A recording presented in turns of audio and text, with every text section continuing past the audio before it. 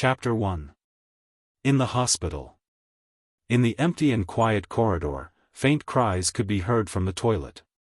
F***ck, be quiet. Do you want to end up like that B***tch? The greasy middle-aged man kicked the girl who was curled up on the ground and cursed with a twisted expression. With that said, no one noticed that the stiff fingers of the other unconscious girl in the toilet suddenly trembled. Bei Yunj, who had a splitting headache, opened her eyes in the next second and a cold glint flashed in them. However, she found herself in an unfamiliar place. Where was this? She wasn't dead. It was Bei Yunj's first time encountering such a strange thing. Then, before she could familiarize herself with the environment, the director beside her suddenly noticed her. Oh, the little B***tch is awake. The director's fat face was filled with a sinister smile. He abandoned the girl who was barely dressed and walked towards Bei Yunj. This Bei Yunj sounded much better than the others. Hearing this, Bei Yunj felt a strange sense of familiarity when she saw this scene. A bold guess rose in her heart. Who are you? Bei Yunj, are you still pretending to have lost your memory? Didn't you call yourself the Qin family's eldest young lady 2 days ago? You have so many tricks up your sleeves. The director sneered darkly. However, Bei Yunj's expression became even more interesting when she heard this. She knew why this scene was so familiar. Wasn't this the plot of the antisocial romance novel that the secretary had shown her before? The reason why she said that it was antisocial was because although this book was a refreshing novel, the female lead, Qin Youjiao, had a vengeful personality. As long as someone was not convinced by her, their reputation would be ruined. On the other hand, Bei Yunj, who had the same name as her, was the character with the lowest presence in the novel. She grew up in an orphanage and was introverted and autistic, but she yearned for kinship. When she was 17 years old, Bei Yunj returned to the Qin family as the real daughter who had been swapped. At first, Bei Yunj thought that she had 3 older brothers, but she didn't expect that the fake daughter had already replaced her position. Her brothers were cold and disdainful towards her, only treating the female lead, Qin Youjiao, as their biological younger sister. For the past 2 years, Bei Yunj had seen with her own eyes how Qin Youjiao was treated like a princess by her brothers and doted on. She was just an ugly duckling and couldn't compare to Qin Youjiao in any way. Because she was jealous of Qin Youjiao and said that Qin Youjiao had snatched everything from her, she was looked down upon by her brothers. But in reality, Qin Youjiao was the ruthless one. On the surface, she looked innocent, but every day, she led the Qin brothers to insinuate that Bei Yunj was mentally unstable and overly paranoid.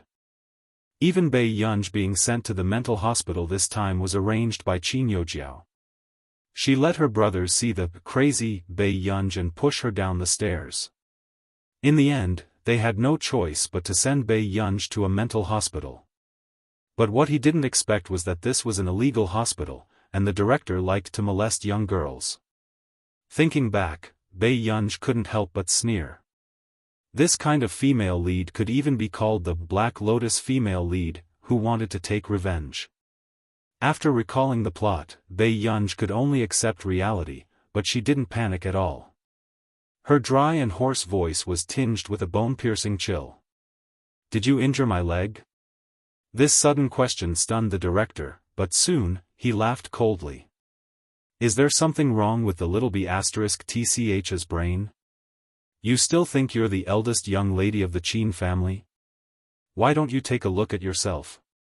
With that said, the director was about to pull her when he saw the person in front of him stand up slowly. It was as if she didn't feel any pain. Then you'll have to compensate me. Bei Yunj's eyes were bright and charming, but there was a hint of ruthlessness in them. This unreadable expression made one's scalp turn numb. The director almost thought that he had seen a ghost. The girl in front of him seemed to have changed into a different person. She didn't look like that timid and autistic Bei Yunj at all. Have you thought about which leg to exchange for? The girl's words were like a death sentence, but it made the director sober up in a moment. What the hell? How could a silly little girl put on an act and scare him? How dare you scare me? Little b asterisk tch, see how I'll deal with you. Chapter 2. At this moment, Bei Yunj, who had not moved an inch, suddenly turned sideways when the hospital director pounced on her. At that moment, the hospital director lost control of his fat body and fell forward. He fell flat on his face. It was a tragic scene. Useless. Bei Yunj glanced at him and sneered softly. Then, she walked to the side and bent down to pick up the dagger that the hospital director had used to cut the girl's clothes.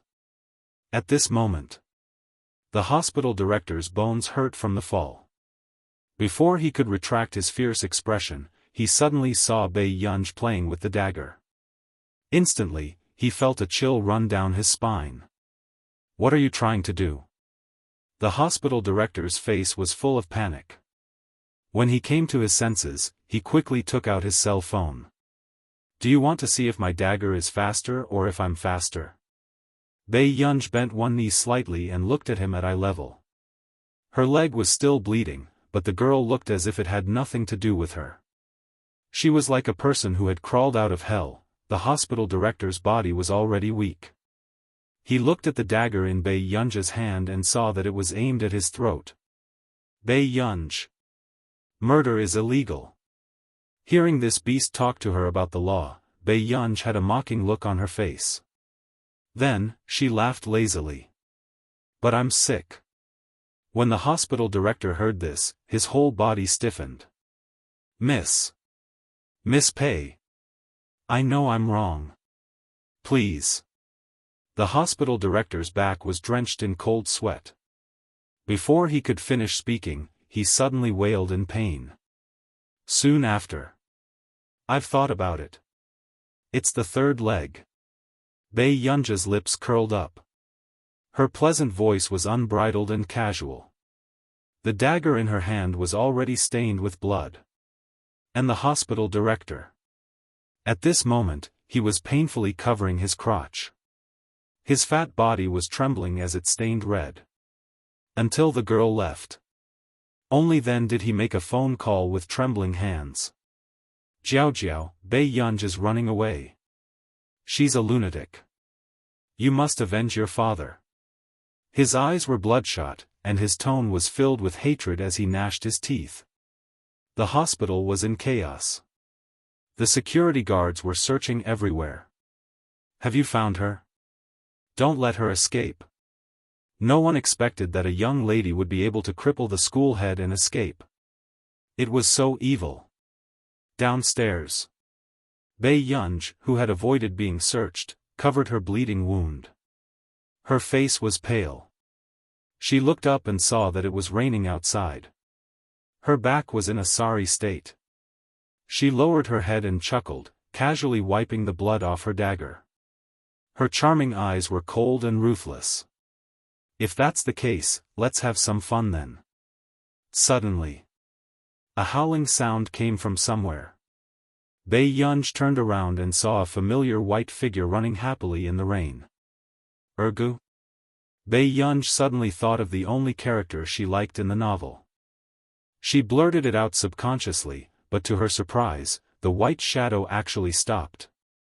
It seemed to be searching for a target and finally locked onto Bei Yunj, who was downstairs. Whoa! It howled excitedly at the sky. Bei Yunj had a bad feeling when she heard that. As expected. The next moment, she saw the snow-white Alaskan Malamute running towards her, howling excitedly. Bei Yunj couldn't even dodge in time and was pushed to the ground. Her entire body hurt from the fall. However, a certain fellow who didn't want his life was rubbing against her drenched body, his black dog eyes filled with joy. This was the Alaskan Malamute that the supporting female lead Bei Yunj had raised for several years. Later, it was beaten to death because it bit Qin Youjiao. Bei Yunj resisted the urge to scold the dog, but there were still doubts in her heart. Suddenly, an overjoyed exclamation trailed from not too far away. Master Du, I found it. Alaskan Malamute is there. Chapter 3. The man's figure was tall and straight, and his legs under his suit pants were slender and too abstinent. When he came closer, Bai Yunj saw his face clearly. His eyes were deep and cold, and a little lazy. His light-colored pupils showed alienation, but the corners of his eyes were inexplicably seductive. But at this moment, his unwavering gaze fell on her body. Suddenly, "Look over there. She's over there." Behind him, a burly man with a baton in his hand ran over menacingly. However, when they noticed the man in front of Bai Yunj, they subconsciously stopped. He looked lazy, and just by standing there casually, he gave people a sense of oppression. "Sir, this is a patient in our hospital. If there's nothing else, I'll take her away first." One of the security guards walked out and said nervously, "Sir, can you help me call the police? This hospital is molesting underage patients." Bai Yunj didn't remember there was someone called Master Du here, so she simply looked up and said.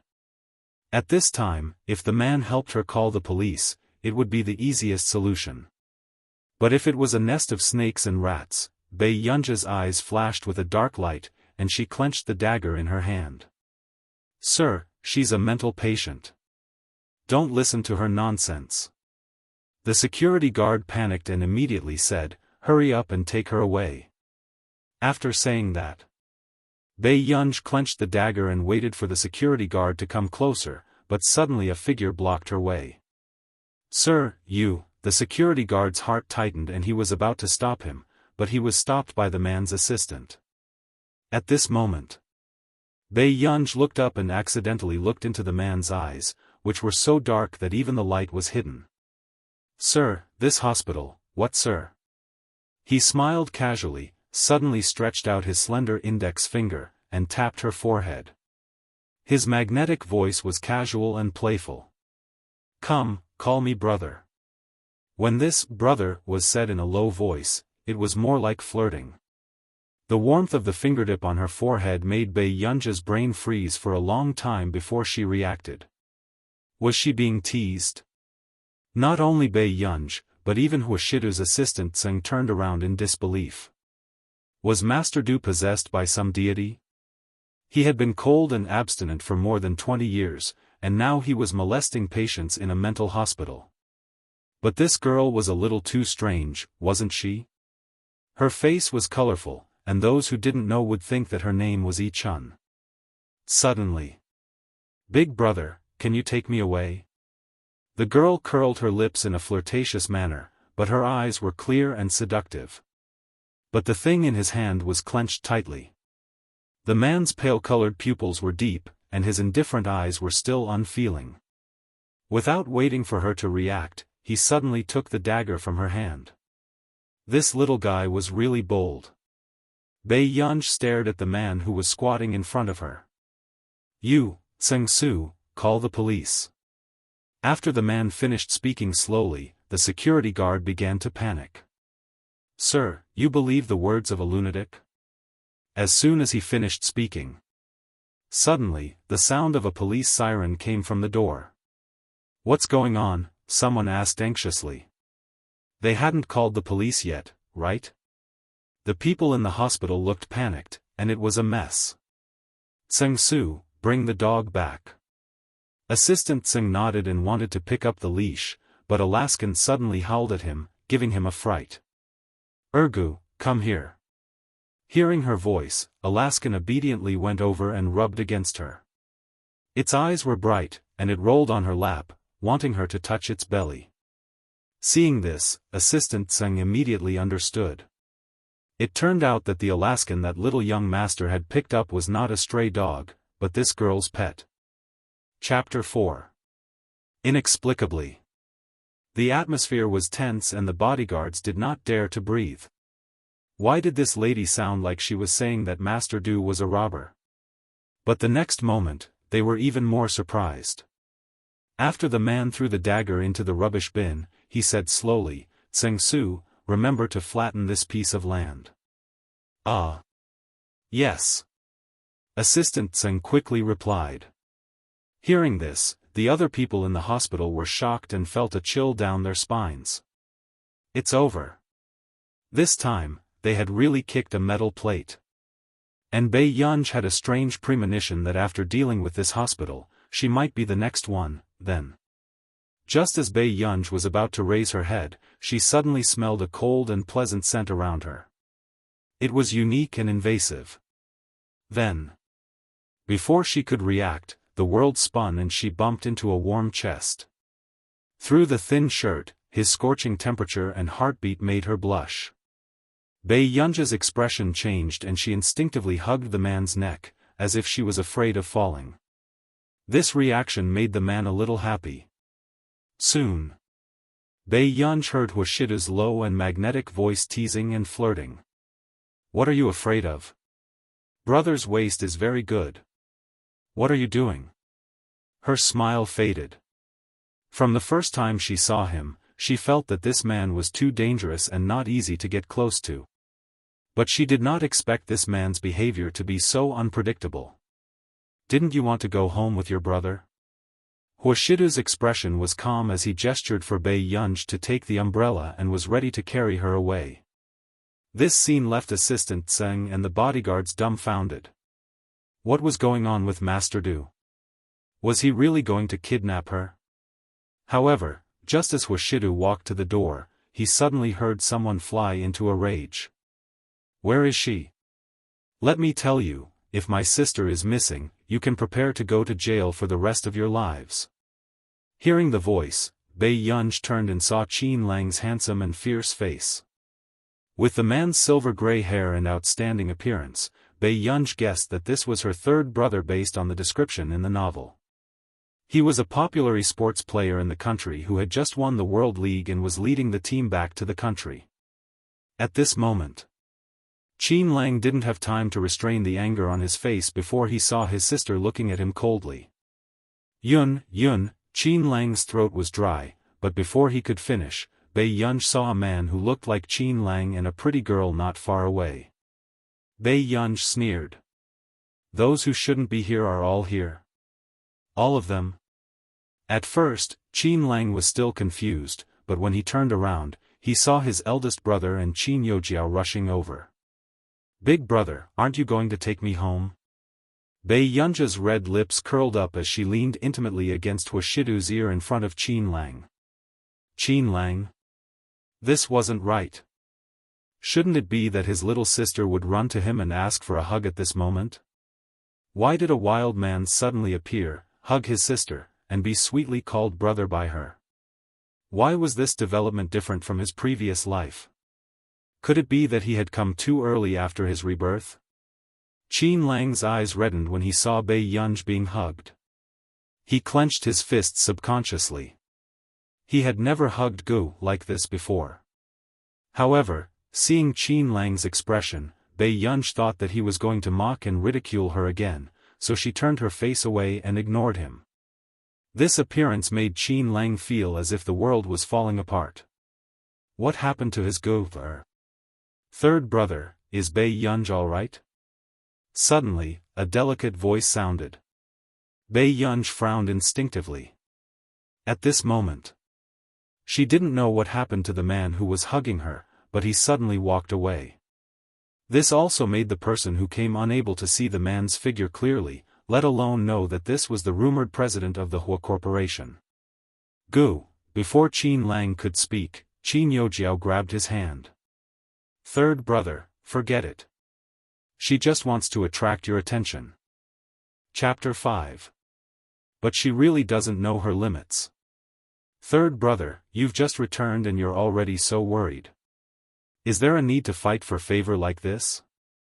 Seeing Qin Yojiao's disdainful expression, Qin Lang's knuckles turned white. In his previous life, the Qin family treated Qin Yojiao as the apple of their eye and abandoned Gu. Later, because she offended someone, her family was destroyed. However, what he found most ironic was that Qin Yojiao, who they treated as their biological sister, actually ran away with the jewelry they had bought for her.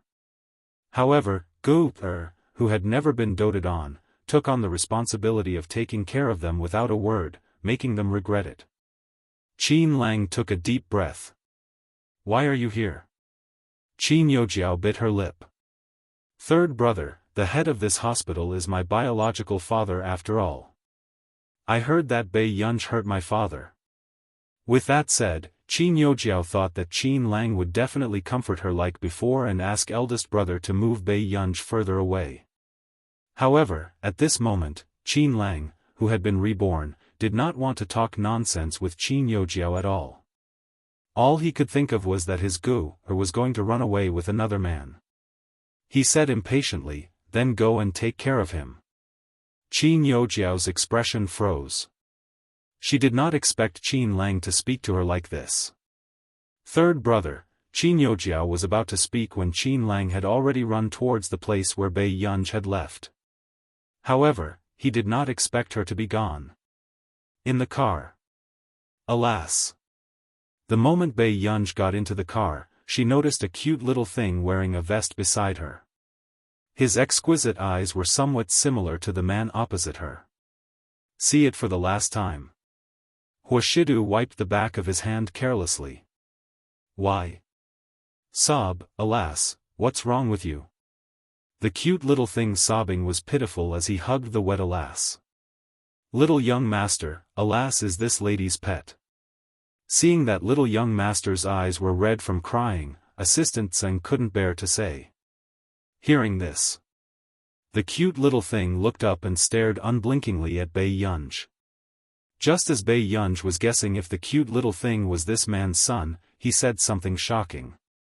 Sister, I'll give my brother to you. Don't take Alice with you, okay? The cute little thing sniffed. Bei Yunj, were dogs worth so much now? The atmosphere was still tense. Assistant Tseng couldn't help but be afraid that Master Du would directly throw the young master out of the car. The CEO of the Hua Corporation was traded for a pet? I dare you to say that again. Huashidu glanced at him casually. If the old madam hadn't pestered him to find a match, he wouldn't have come out to look for the dog himself. When the cute little thing heard this, it hugged Alice tightly and its eyes turned red with grievance. His brother really didn't love him at all. After that, the cute little thing saw Bei Yunj from the corner of her eye and looked up. Sister, I'll go with you too. Anyway, the dog was here and the person was here.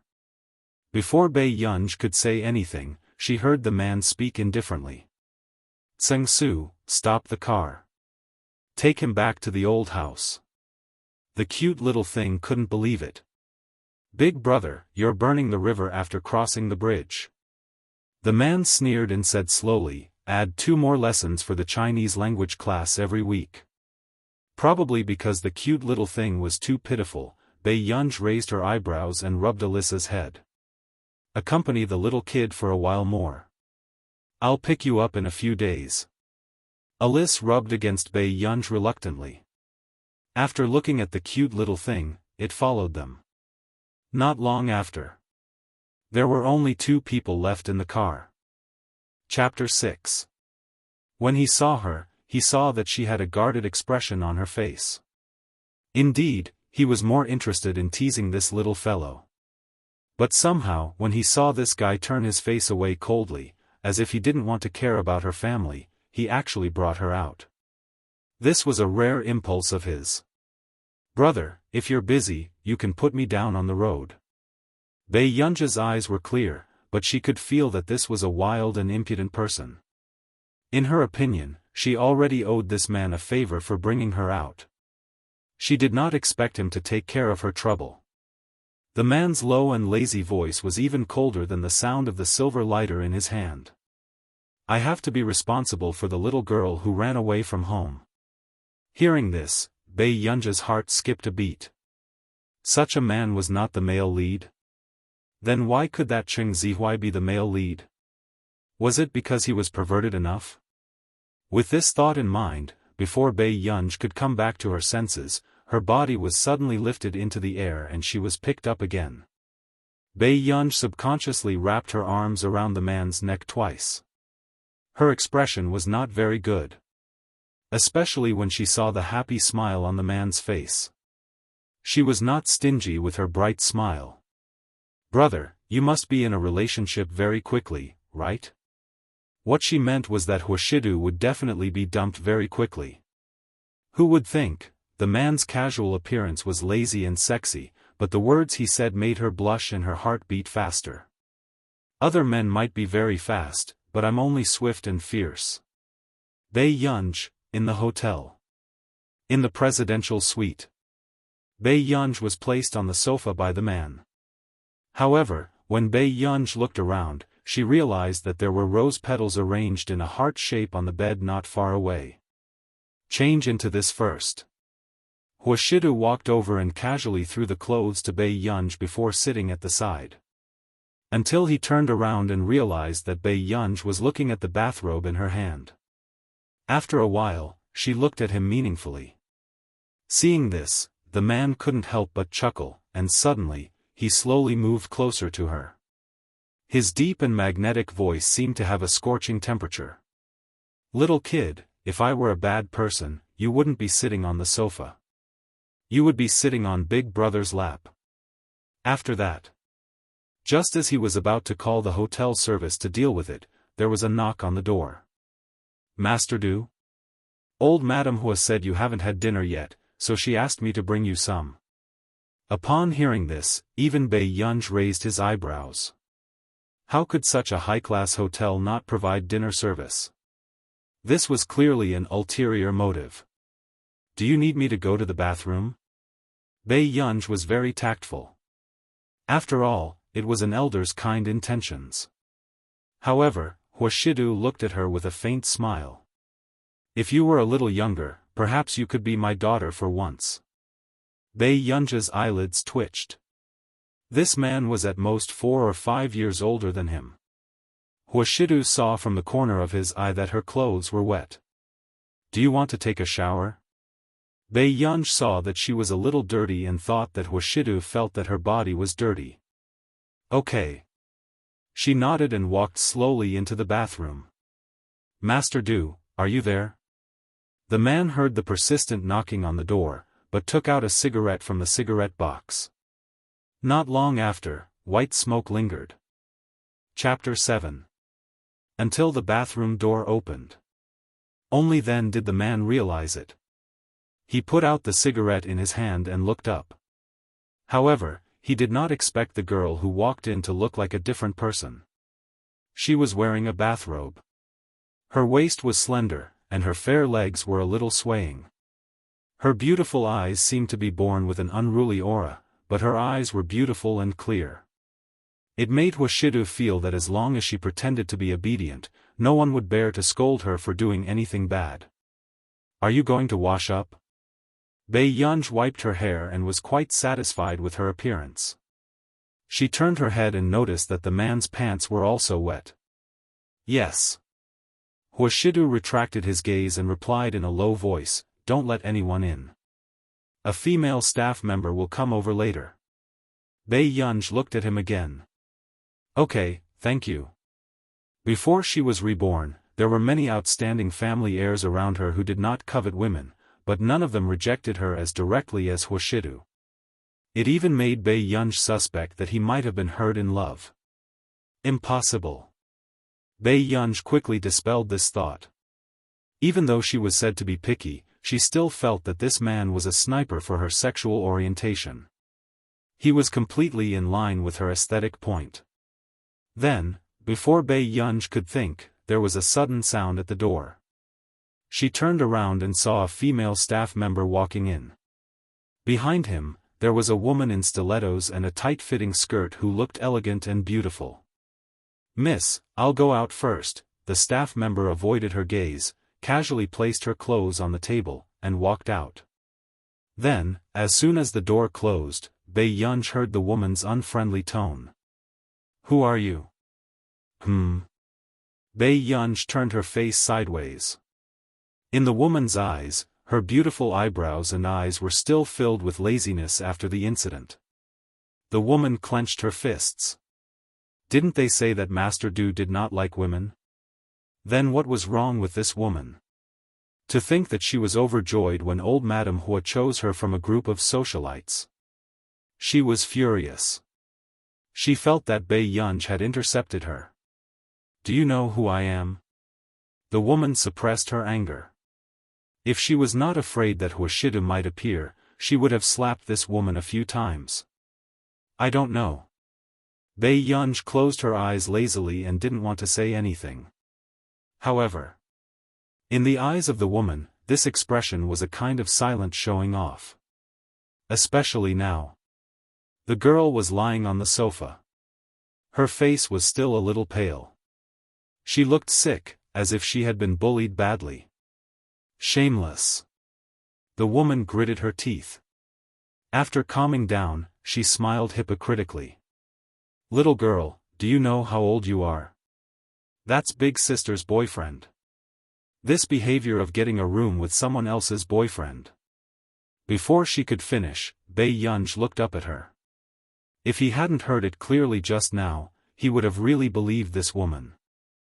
"So?" she asked, her emotions unclear.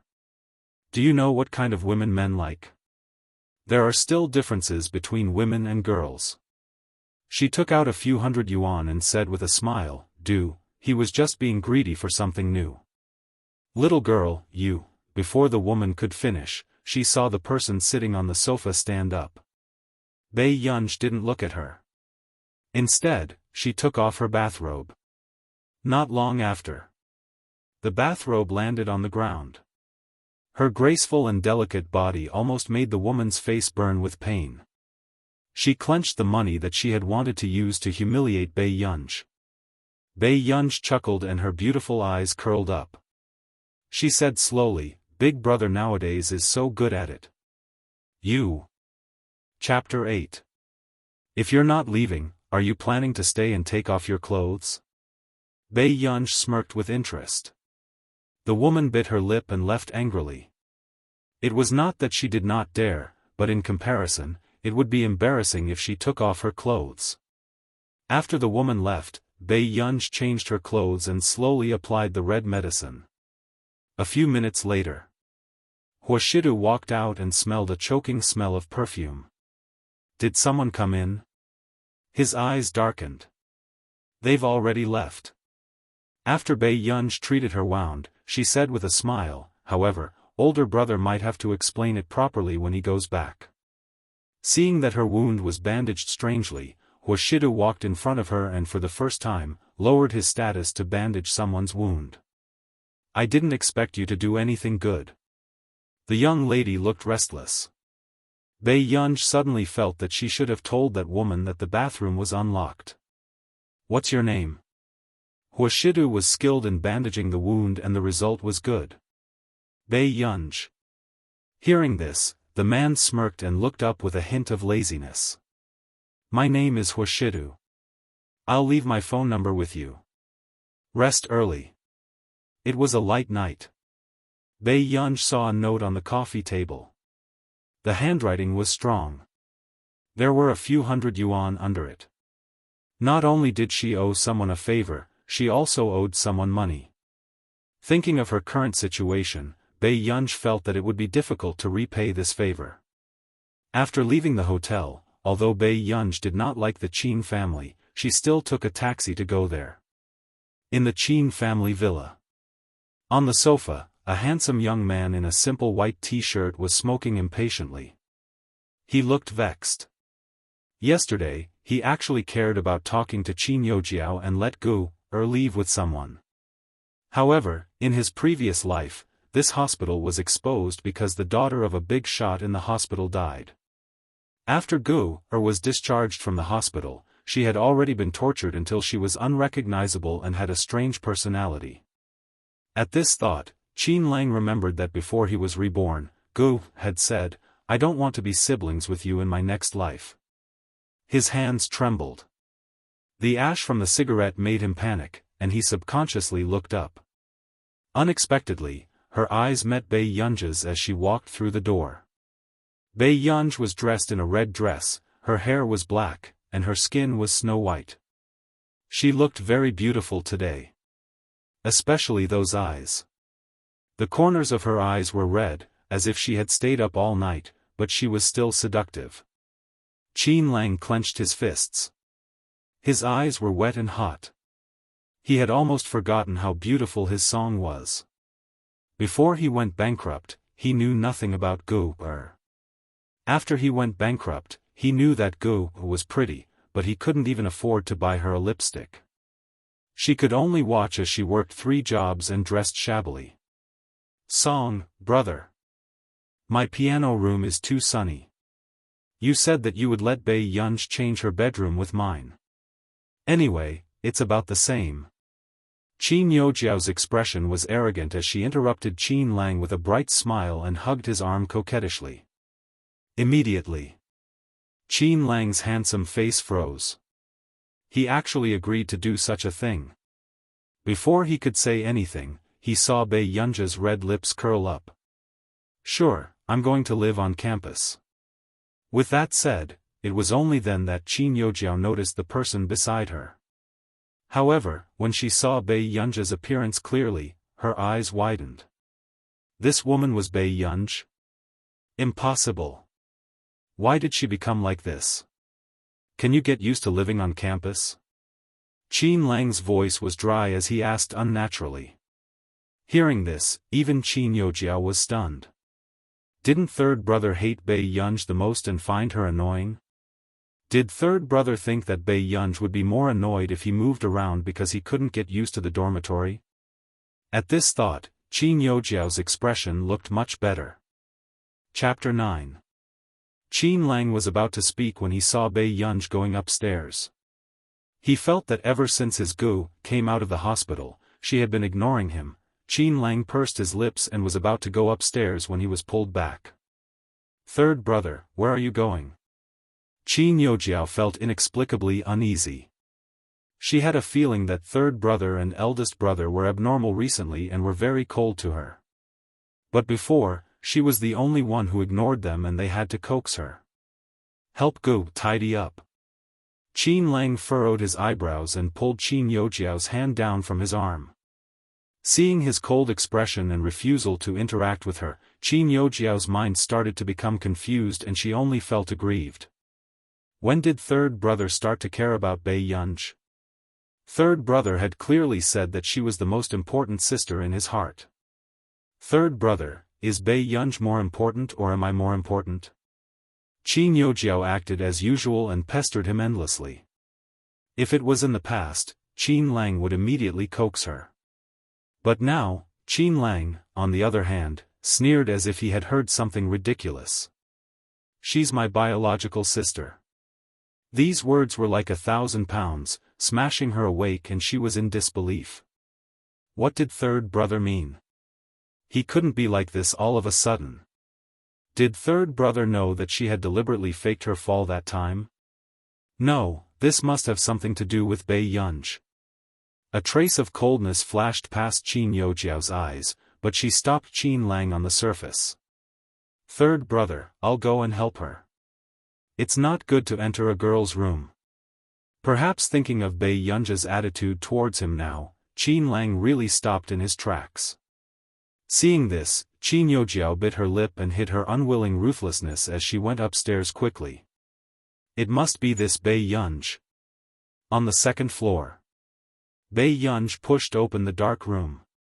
It was extremely dusty inside and she could even smell the smell of garlic water.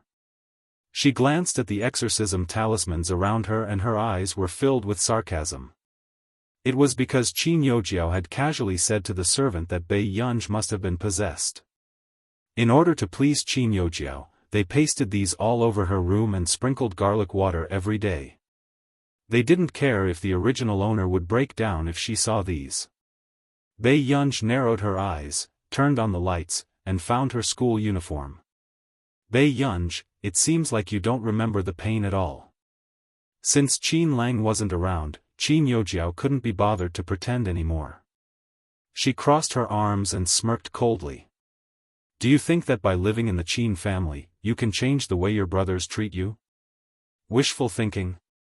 Who knew? This time, Bei Yunj did not purse her lips and remain silent like before.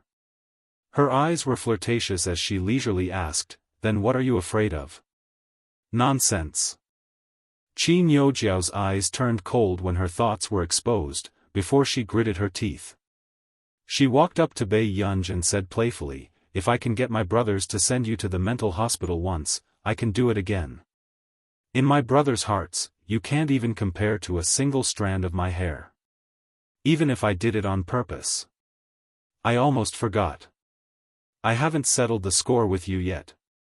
Before Qin Youjiao could finish speaking, she was suddenly interrupted by Bei Yunj. What? Qin Youjiao watched as Bei Yunj looked up. However, there was an inexplicable coldness in her sparkling eyes. She licked her lips and smirked.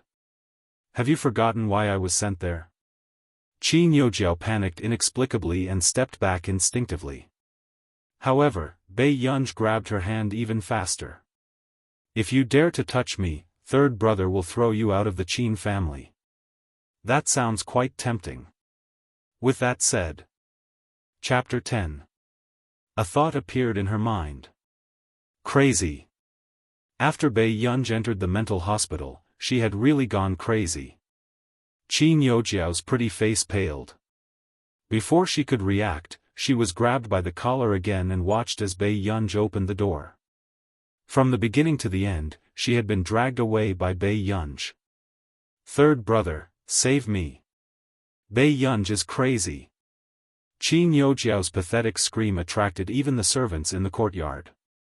Hearing this, Qin Lang's handsome face turned cold and he walked into the living room. "Bei Yunj, what are you doing? Let go of elder young miss, you ingrate." When the chubby middle-aged maid saw Qin Lang walking in with a cold expression, she immediately pointed at Bei Yunj and scolded her. Bei Yunj's smile was ambiguous. It was a pity that this female lead was not that capable. She had a dream last night. She dreamed that the original owner of the body had lived for a few years until she died tragically on the streets. Even a person like her, who had never been sympathetic, could feel the oppression and heart-wrenching pain of the original owner of the body's life. Bei Yunj hooked Qin Youjiao's chin with one hand, her every word exceptionally terrifying. "Don't say that I dare to push you. If I'm unhappy, I can even bury you alive." With that said, Qin Youjiao had just screamed when she was suddenly kicked in the back of her knee. She rolled down from the second floor. Seeing this, the servants in the house widened their eyes. Was that Bei Yunj? Why was this piece of trash so bold? She actually dared to do this in front of them? "It hurts, third brother." Qin Youjiao lay on the floor, her face pale as she furrowed her eyebrows. After regaining her senses, a bright light flashed past Aunt Huang's eyes and she said fiercely, "Hurry and catch this B***tch. As long as she chased this bastard Bei Yunj out this time, elder young miss would definitely remember her good deeds and would not make the young masters annoyed again."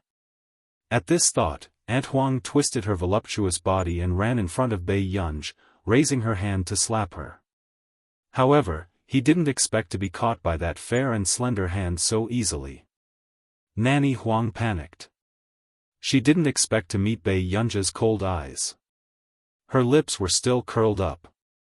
Why did this trash bastard seem like a completely different person? His eyes were so terrifying. "You B***tch, if you don't let go of me, I'll tear your fox face apart." As soon as he finished speaking, everyone heard the crisp sound of a slap. They looked in disbelief at the second miss, who was usually so submissive that she didn't even dare to raise her head. Everyone knew that Auntie Huang's unreasonable personality was difficult to deal with. In addition, Auntie Huang had taken care of Qin Youjiao for a few years, so she was considered a servant with a higher status in the Qin family. If anyone offended her, she would definitely take revenge on them. In the past, Bei Yunj was most afraid of Auntie Huang other than the Qin brothers. She actually slapped Mother Huang today. Before everyone could react, they heard Bei Yunj's lazy and intimidating voice. "Have you forgotten who you are? Is it your turn to behave atrociously?" At this moment, the air froze unconsciously. Soon, Qin Lang's voice sounded again. "You, third brother, my hand hurts." Qin Youjiao interrupted Qin Lang. Qin Lang turned around and noticed Qin Youjiao lying on the floor. He had no choice but to deal with Qin Youjiao first. What are you waiting for? Send her upstairs quickly and get the doctor to come over. Qin Lang's expression darkened. If anything happened to Qin Youjiao, who knew how he would frame Gu later? Chapter 11. So what if she didn't know why her brother was angry? Her brother still cared about her the most. Third elder brother, will I be able to use my hands? I still have a piano performance in a few days. Qin Youjiao asked with a sobbing voice. The Qin family had invested a lot in nurturing Qin Youjiao. She was only 19 years old and had already held a national piano tour. She was the most enviable talented girl in the industry. After all, Qin Youjiao was still young and had a bright future. Why aren't you bringing her up? Qin Lang's handsome face was filled with coldness. For some reason, the servants felt that third young master was a little impatient with elder young miss today.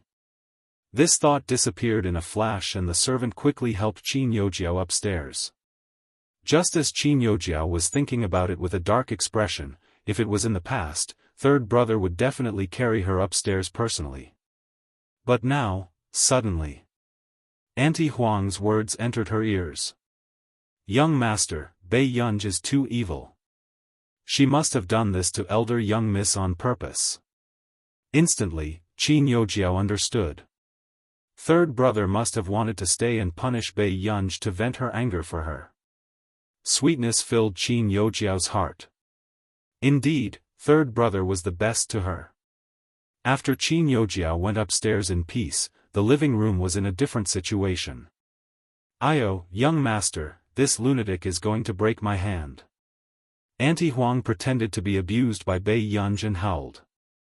Seeing this, Bei Yunj licked her lips. In the next second, Auntie Huang's scream made one's scalp turn numb. Then, the young girl's words sounded slowly. Isn't it easy to break your hand? Everyone felt a chill run down their spines. What was wrong with this second young miss recently? Was she really possessed? Why did she seem like the reincarnation of a demon? Young master, help. This lunatic just can't stand elder young miss doing well and is taking it out on me on purpose. Seeing Qin Lang, Auntie Huang screamed even more miserably. When Qin Lang saw this, it took him a long time to realize that this was his biological sister. After going through the mental hospital in his previous life, Gu-er's personality had changed, but she was like a completely different person from the Gu-er in front of him. Auntie Huang, what did you call Gu-er? A fierce look appeared in Qin Lang's eyes.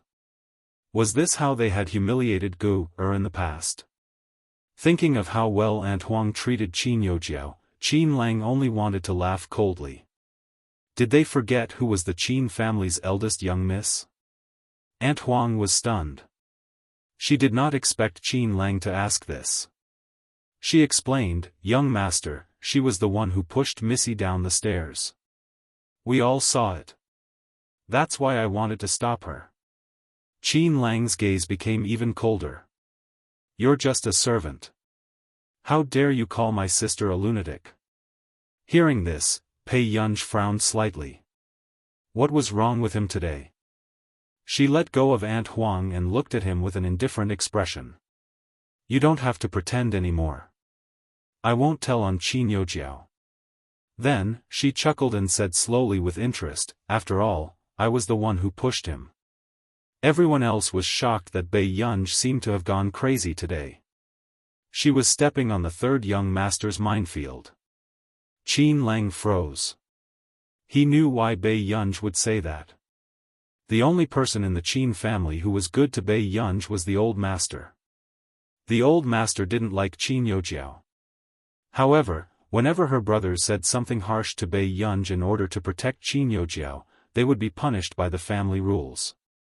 Even Qin Youjiao would not be allowed to enter the old mansion. However, a year later, the old master passed away from a serious illness. Qin Lang's eyes were sore. He didn't want to explain now and only hoped that Bei Yunj wouldn't leave. Chapter 12. If that was the case, he could just chase them all away. Is there anything here that's worth me staying behind? Bei Yunja's casual question made Qin Lang freeze. Without waiting for Qin Lang to think, she said calmly, "I'll go pack my things." With that said, Qin Lang instinctively blocked Bei Yunj and quickly came up with an excuse. The school dormitory application won't be approved in a day or two. Can you wait a little longer? Bei Yunj frowned. What Qin Lang said was true, but she really didn't want to stay in the Qin family at all. Seeing that Bei Yunj was silent, Qin Lang's eyes lit up. His tone was pitiful. Besides, it's Grandpa's birthday soon. Why don't we wait for Grandpa's birthday banquet? When the others saw Qin Lang like this, they were also in disbelief. Was third young master coaxing Bei Yunj? They had never seen third young master coax elder miss like this before. Aunt Huang, whose hand had almost been broken, was even more stunned. She said anxiously, "Third young master, that crazy. Bei Yunj almost killed elder miss just now. How could you? Shut up." Qin Lang's eyes were cold and he quickly ordered, "Butler, give Aunt Huang her salary for these 3 months and ask her to leave the Qin family." The butler regained his senses and said quickly, "Yes." However, everyone else felt a chill run down their spines. One had to know that Aunt Huang used to be Qin Youjiao's nanny and the 3 young masters would give her face. But now, third young master didn't say anything and directly fired him. And it was for Bei Yunj? At this moment, Aunt Huang's eyes widened and her voice was anxious and sharp. "Third young master, I'm helping elder miss. Don't you dote on elder miss the most? She's an outsider." "Who's an outsider?" Qin Lang interrupted her, his handsome face dark. "Gu is my biological sister, the real elder miss of the Qin family. The Qin family doesn't need servants who give their master face." Hearing this, the other servants who had caused trouble for Bei Yunj before shivered slightly. What was going on? Some time ago, the young masters had even sent Bei Yunj to a mental hospital because Qin Youjiao had been pushed down the stairs. But now that the same thing was happening again, the one who was punished was Qin Youjiao's trusted aide. Wasn't this slapping Qin Youjiao's face? Third young master, Mother Huang's face turned pale. She was truly flustered. "Butler, call security." Qin Lang did not even spare her a glance. He turned his head and looked at Bei Yunj. His attitude had changed completely. The second floor is too noisy. There's an empty room next to third brother on the 3rd floor. Why don't you stay next to third brother? Qin Lang did not want Qin Youjiao to get close to Bei Yunj at all, in case she treated his badly. Moreover, was living next to him, so he could repair their relationship as soon as possible. Bei Yunj didn't see the hopeful look in Qin Lang's eyes, so he raised his eyelids. Yes. She had just taken over this body and indeed did not have the ability to leave now. He could only wait for the dormitory application to be completed, return their accommodation fees, and then leave the Qin family. As for the others, they could not believe what was happening in front of them. This was reality. Qin Youjiao had also asked for the room on the 3rd floor before. The lighting was very good, but Qin Lang always avoided the topic and did not agree. Now, he actually took the initiative to give it to Bei Yunj. And it felt like he was coaxing and lying. Alarm bells rang in the servants' hearts. The status of the Qin family was probably going to change in the future. Qin Lang followed Bei Yunj upstairs. However, when he entered Bei Yunj's room for the first time, the bright smile that had just appeared on his face instantly disappeared. Was staying in such a place? Chapter 13. He had never cared about Gu's matters in the past and had always thought that Gu and Qin Youjiao were treated the same in the Qin family. However, he did not expect that their indifference to Gu would cause her to receive such treatment. "I don't have much either. I'll just move it 2 more times. With that said, Qin Lang immediately went forward and helped Bei Yunj move the heavy items away without a word. Seeing this, Bei Yunj frowned and felt that something was wrong with Qin Lang. However, she did not say anything and just started to pack her necessities. In the bedroom on the 2nd floor, Qin Yojiao had just finished applying medicine and was in a bad mood. Ask Auntie Huang to come over. Eldest young miss, Auntie Huang. The servant's expression was timid. She was chased away by 3rd young master. Hearing this, Qin Yojiao's voice went up a pitch. What did you say? How did this happen? Because Auntie Huang said that 2nd young miss is crazy in front of 3rd young master. The servant lowered her head, afraid that Qin Yojiao would vent her anger on her. Indeed. Hearing this, Qin Yojiao's expression darkened. However, other than anger, there was more panic. Why did 3rd brother suddenly care about Bei Yunj? He had even fired Auntie Huang for Bei Yunj. Wasn't this a blatant slap to her face? Eldest young miss, maybe 3rd young master is good to 2nd young miss because of old master. Old master's illness has worsened this year. 3rd young master can't quarrel with old master because of you like before. These words made Qin Yojiao's expression turn for the better. She almost forgot about this. Old master has always been someone who only looks at blood relations. It's useless no matter how good I am to him, Qin Yojiao said unwillingly. She looked like the bright and beautiful eldest young miss of the Qin family who was doted on by her 3 brothers, but in reality, old master had never taken her to those family and friends gatherings. A strange glint flashed past the servant's eyes and she leaned forward to bow. So, eldest young miss, you have to outshine everyone at old master's birthday banquet to gain his favor. I'm sure you know what 2nd miss is capable of. Hearing this, Qin Yojiao's eyes lit up and the corners of her lips curled up. Yes. She almost forgot that Bei Yunj was a useless piece of trash. She couldn't even deal with a little trouble. However, 3rd brother's attitude towards her today really made her uneasy. Qin Yojiao immediately dismissed these thoughts. No, Bei Yunj had always embarrassed her brothers in the Qin family. How could she compete with her for favor? Soon after he finished moving, Bei Yunj glanced at the spacious and bright room. She looked at Qin Lang, who was breathing heavily, and said in a distant tone, "Thank you." Are you hungry? How about? No need, I want to rest. Bei Yunja's red lips curved, but there was no smile in her eyes. After a while, Qin Lang nodded stiffly. Alright, you should rest first. After she left the 3rd floor, a maid came to ask about her. 3rd young master, what would you like for dinner tonight? Just do as likes, Qin Lang said casually. When the servant heard this, she was stunned for a long time and immediately felt awkward. 2nd miss doesn't seem to like anyone. They had never asked Bei Yunj what she liked to eat. After all, Bei Yunj was not favored by the Qin family. Who would curry favor with a young miss with no status? They had always done it according to eldest young miss's taste. Hearing this, Qin Lang's expression darkened. He thought of the messy things in Bei Yunja's bedroom. He laughed coldly. Does not like anything, or do you not treat her as the young miss of the Qin family? Instantly, the servant panicked. Chapter 14. Why 3rd young master, it's not like that. We were only focused on eldest young miss, so we forgot about 2nd young miss. Qin Lang's eyes were filled with coldness as he laughed coldly.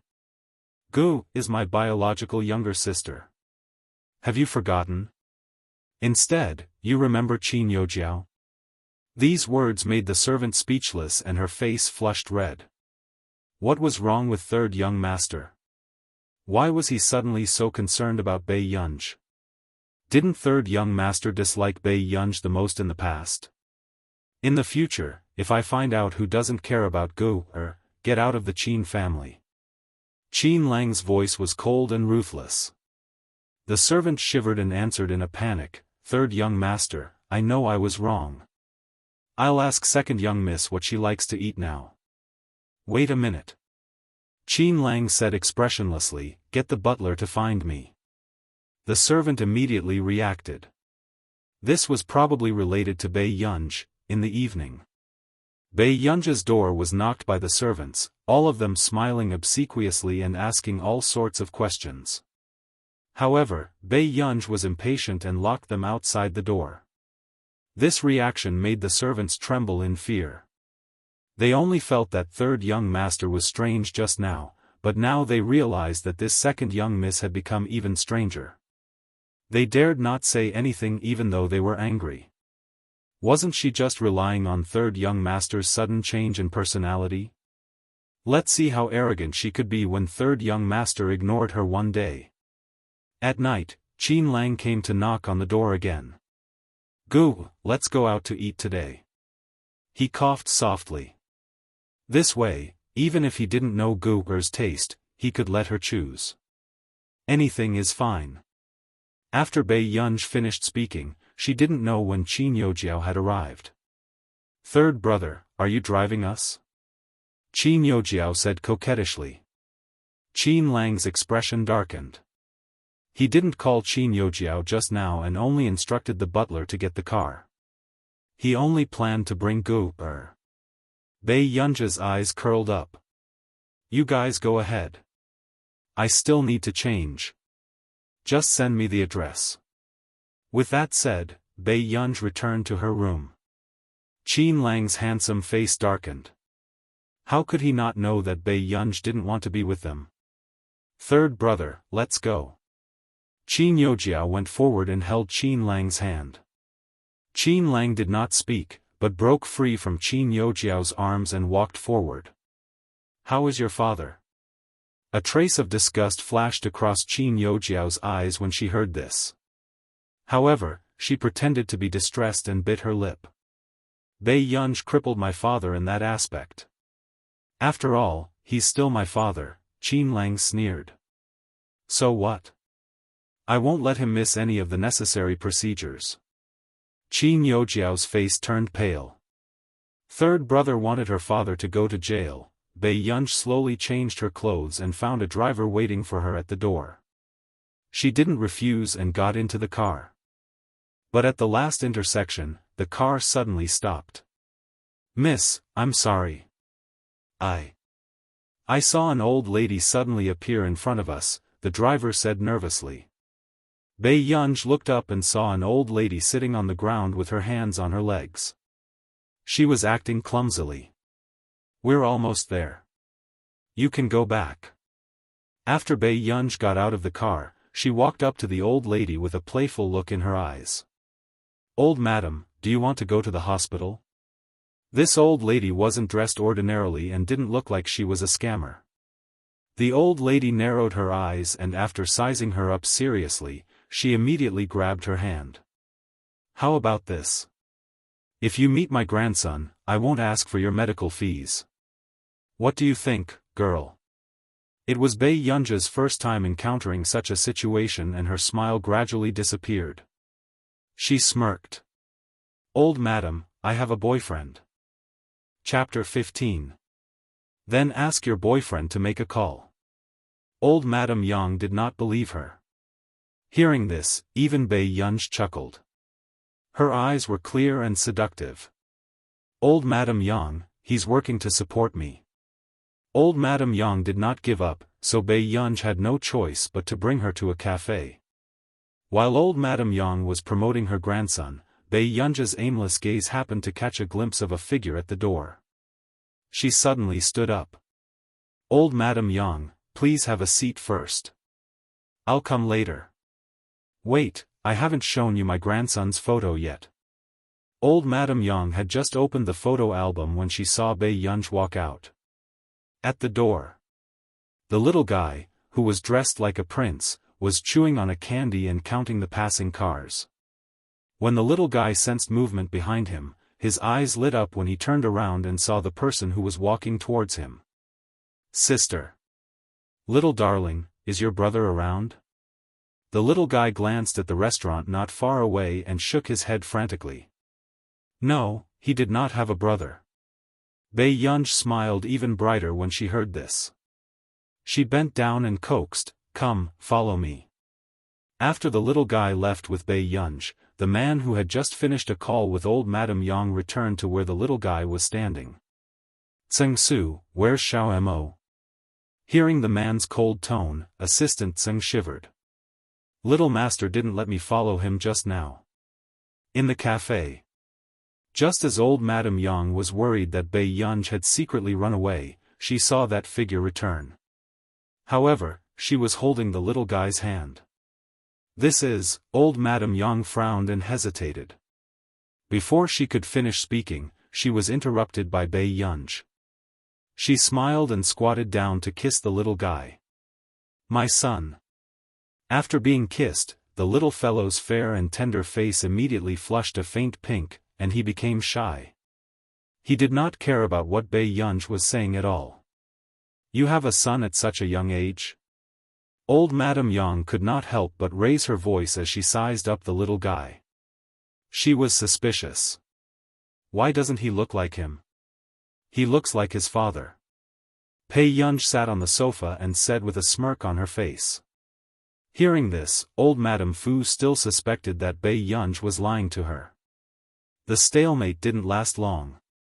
"Mommy, I want to go home," the little boy said softly. Bei Yunj raised her eyebrows and stroked the little boy's head. "We'll go home after we send Grandma away." After that, Bei Yunj also ordered a dessert for the little guy to eat first. However, he couldn't help but wonder in his heart, who brought the little guy out? He had actually left it on the road without any adults around. At this moment, a sharp glint flashed across the old lady's eyes. Just as she was about to speak, she suddenly paused. "If this little guy is your child, then, Bei Yunj turned to look at the old lady. The old lady stared blankly into the distance, then subconsciously looked at the little boy beside Bei Yunj. Immediately after, she murmured, "Similar, this is too similar." Bei Yunj froze. She had a bad feeling. Then, she heard the old lady sigh. But this child's father is not to be picky. Young people know how to seize opportunities. Hearing this, Bei Yunj immediately turned around. She didn't expect to see that cold and noble man walking towards her. Bei Yunj's bright eyes moved slightly, but she did not have time to clarify. She heard the old lady praise, "Your husband is so good-looking. P.S., Master Pei, you're too kind." Chapter 16. Bei Yunj sensed a gaze from somewhere and said calmly, "He's not." The old madam was unhappy. "What do you mean he's not? He looks so similar. How can he not be?" The man raised his eyebrows slightly and his gaze moved between Bei Yunj and the little boy. The little boy lowered his head and did not dare to speak. "Young man, sit next to your wife." The old madam beckoned enthusiastically. "Wife?"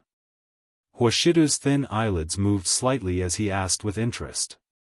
His voice was so seductive that it made one's heart tremble.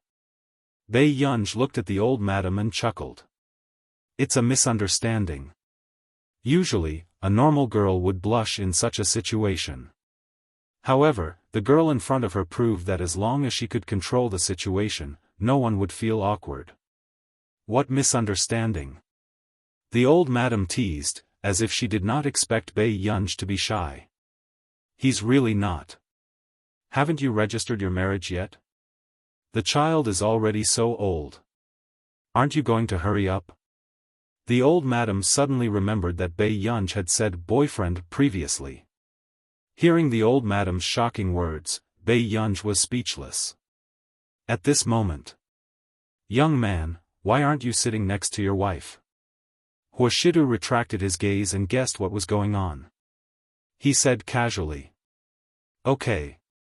Bei Yunj's eardrums itched from this low and deep magnetic voice. Then, she saw Huashidu sitting beside her calmly. Bei Yunj, were they all so willing to help others now? The old madam lectured again, "Young man, this is your fault. Your wife is so beautiful. What if she runs away with someone else? What will you do?" The man's thin eyes were filled with playfulness and laziness. "Run away? Let's catch her first." Bei Yunj paused. Question mark. The old madam was stunned and sighed. "You young people are so sweet. I know you young people don't like to be restrained, but children still have to be registered. I'll consider it." Hearing Huashidu's words, the old madam nodded in satisfaction. "All right, I won't disturb you anymore. Just now, the little kid said that he wanted to go home with mommy, so you should go back early." When the little fellow heard this, he felt a chill at the back of his head. Oh no, her brother was going to teach him a lesson. The man's pale-colored eyes swept over the little fellow as if nothing had happened, and he let out a low chuckle. "All right." After the old lady left, the atmosphere of the family of three was silent. "They're all pretty good." The man's lazy voice sounded in Pei Yunja's ears. "Woo, elder sister, I think I should go home with you." The little fellow hugged Bei Yunja's waist and shivered. Tseng Su. After Huashidu finished speaking, the assistant beside him tacitly went forward and carried the little fellow away. "I brought Momo here." Bei Yunj added, "Sorry for the trouble." The girl in front of him looked very obedient. Her eyes were beautiful and innocent, but she was actually a bad person. A short while later, his gaze landed unwaveringly on her body, revealing an inexplicable sense of aggression. Suddenly, he let out a long laugh. He was refined and flirtatious. "Were you secretly taking advantage of brother just now?" Even Bei Yunja's heart skipped a few beats. She had only been here for 2 days.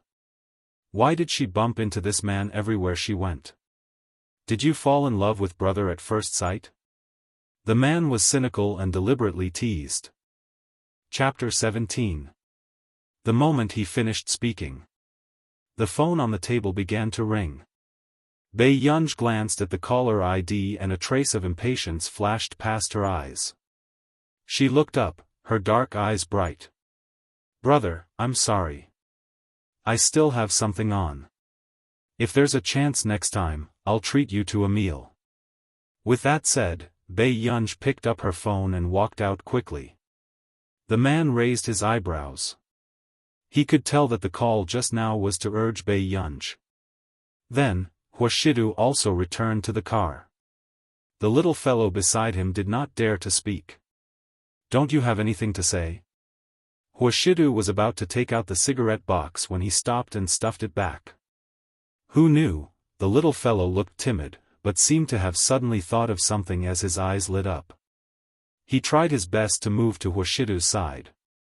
"Brother, is that sister not pretty?" Hearing this, Huashidu glanced at him. He leaned against him casually. "Does being pretty have anything to do with you? If brother can bring sister home, I'll be able to see sister forever." Huashidu snorted. "Stop dreaming. This child did not know what it meant to abduct a girl.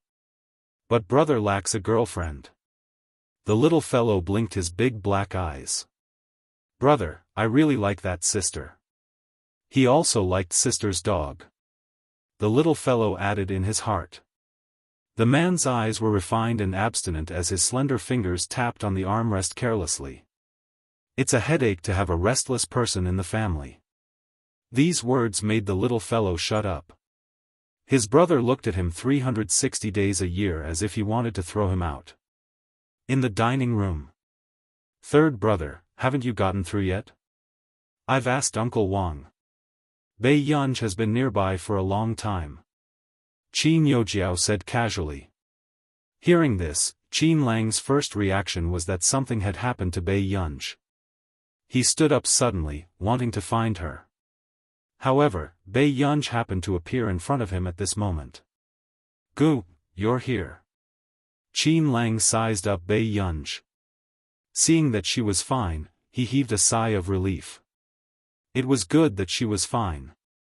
"Don't come if you don't want to." There's no need to expose third brother and me. Qin Youjiao wanted to say something more, but she felt Qin Lang's cold gaze and shut her mouth instinctively. Gu, didn't you want to go to Hengda High School? I've already arranged for you to go to school in 2 days. Qin Lang's words made Qin Youjiao lose her composure a little. Third brother, how can she be in the same school as me? What if someone found out that Bei Yunj was the real eldest daughter of the Qin family? Wouldn't she be laughed at in school? Why can't go to the same school as you? The warmth in Qin Lang's eyes gradually turned cold, making Qin Youjiao feel sour and aggrieved. For the whole day, third brother didn't treat her well. She even treated Bei Yunj like a treasure. Anything is fine. Up to you. Bei Yunj said unhurriedly. In her previous life, Bei Yunj's parents had divorced. Before the age of 18, she had been living with her mother, who was a famous scientist. She had finished her junior college studies at the age of 14. It was only after his mother passed away that he returned to his father's company and became the heir of the company. Bei Yunj's concept of high school was very blurry. Because she had only studied for 3 months. Anything is fine. Qin Youjiao found it funny and her tone was contemptuous. Are you sure you can keep up with the progress? It was Bei Yunj's first time hearing someone ask her this and her eyes landed on Qin Youjiao. Within moments. She licked her red lips. I'll try my best. Chapter 18. Hearing this. Ridicule appeared in Qin Youjiao's eyes as she laughed. Bei Yunj, Hengda has an elimination system. It's meaningless for you to study there for a month. How could she not know Bei Yunj's standard? She couldn't even keep up with her original high school's progress, so how could she keep up with Hengda's progress? Who knew? Qin Lang interrupted her and looked at Bei Yunj. It's okay. Third brother has contacted the principal. Our family donated a building last time, so we won't let you drop out of school no matter what. Hearing this, Qin Youjiao's face darkened. Qin Youjiao comforted herself. Third brother was only treating Bei Yunj better because of the old master. After that, she could not help sneering in her heart. Sure. Since Bei Yunj wanted to come, she would make Bei Yunj realize the true gap between them. At this moment, Bei Yunj furrowed her eyebrows slightly. She did not know if Qin Lang was suddenly acting on a whim or if he was giving her charity. However, at this moment, no one noticed that Qin Lang's palms were sweating. In his previous life, he only found out later that Bei Yunj had been blackmailed and even bullied in her original high school. As a result, she had a serious communication problem. Now that he had been reborn, he could not let this happen again. A trace of determination flashed past Qin Lang's eyes. After dinner, Bei Yunj went to the dining room to wait for them. Seeing this, Qin Lang immediately put down his knife and fork, wiped the corners of his mouth and followed out, as if he was afraid that Bei Yunj would be bullied on the way. Seeing this, Qin Youjiao's expression darkened. She grumbled in her heart and could not help but call Mrs. Qin. Soon, Mrs. Qin's gentle voice sounded. Jiao, what happened? Or do you miss mommy? Mom, will you not want me one day? Qin Youjiao suppressed her sobs. Hearing this, Mrs. Qin said hurriedly, silly child, what are you thinking about? You'll always be mommy's daughter. How can mommy not want you? Qin Youjiao bit her lip. But third brother seems to be ignoring me recently. Mrs. Qin couldn't help but laugh. How can that be? Third brother dotes on you the most. Even when you were young, he wanted to hug you. Hearing this, Qin Youjiao also remembered the beautiful memories from before.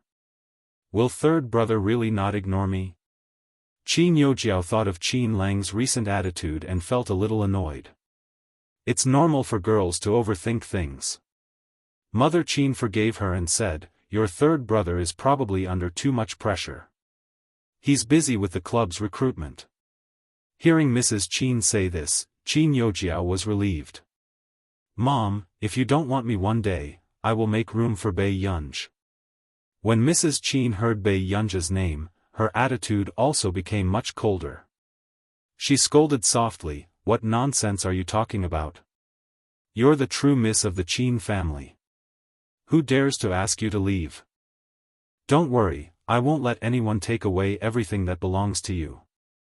The corners of Qin Yojiao's mouth gradually curled up, her eyes filled with smugness.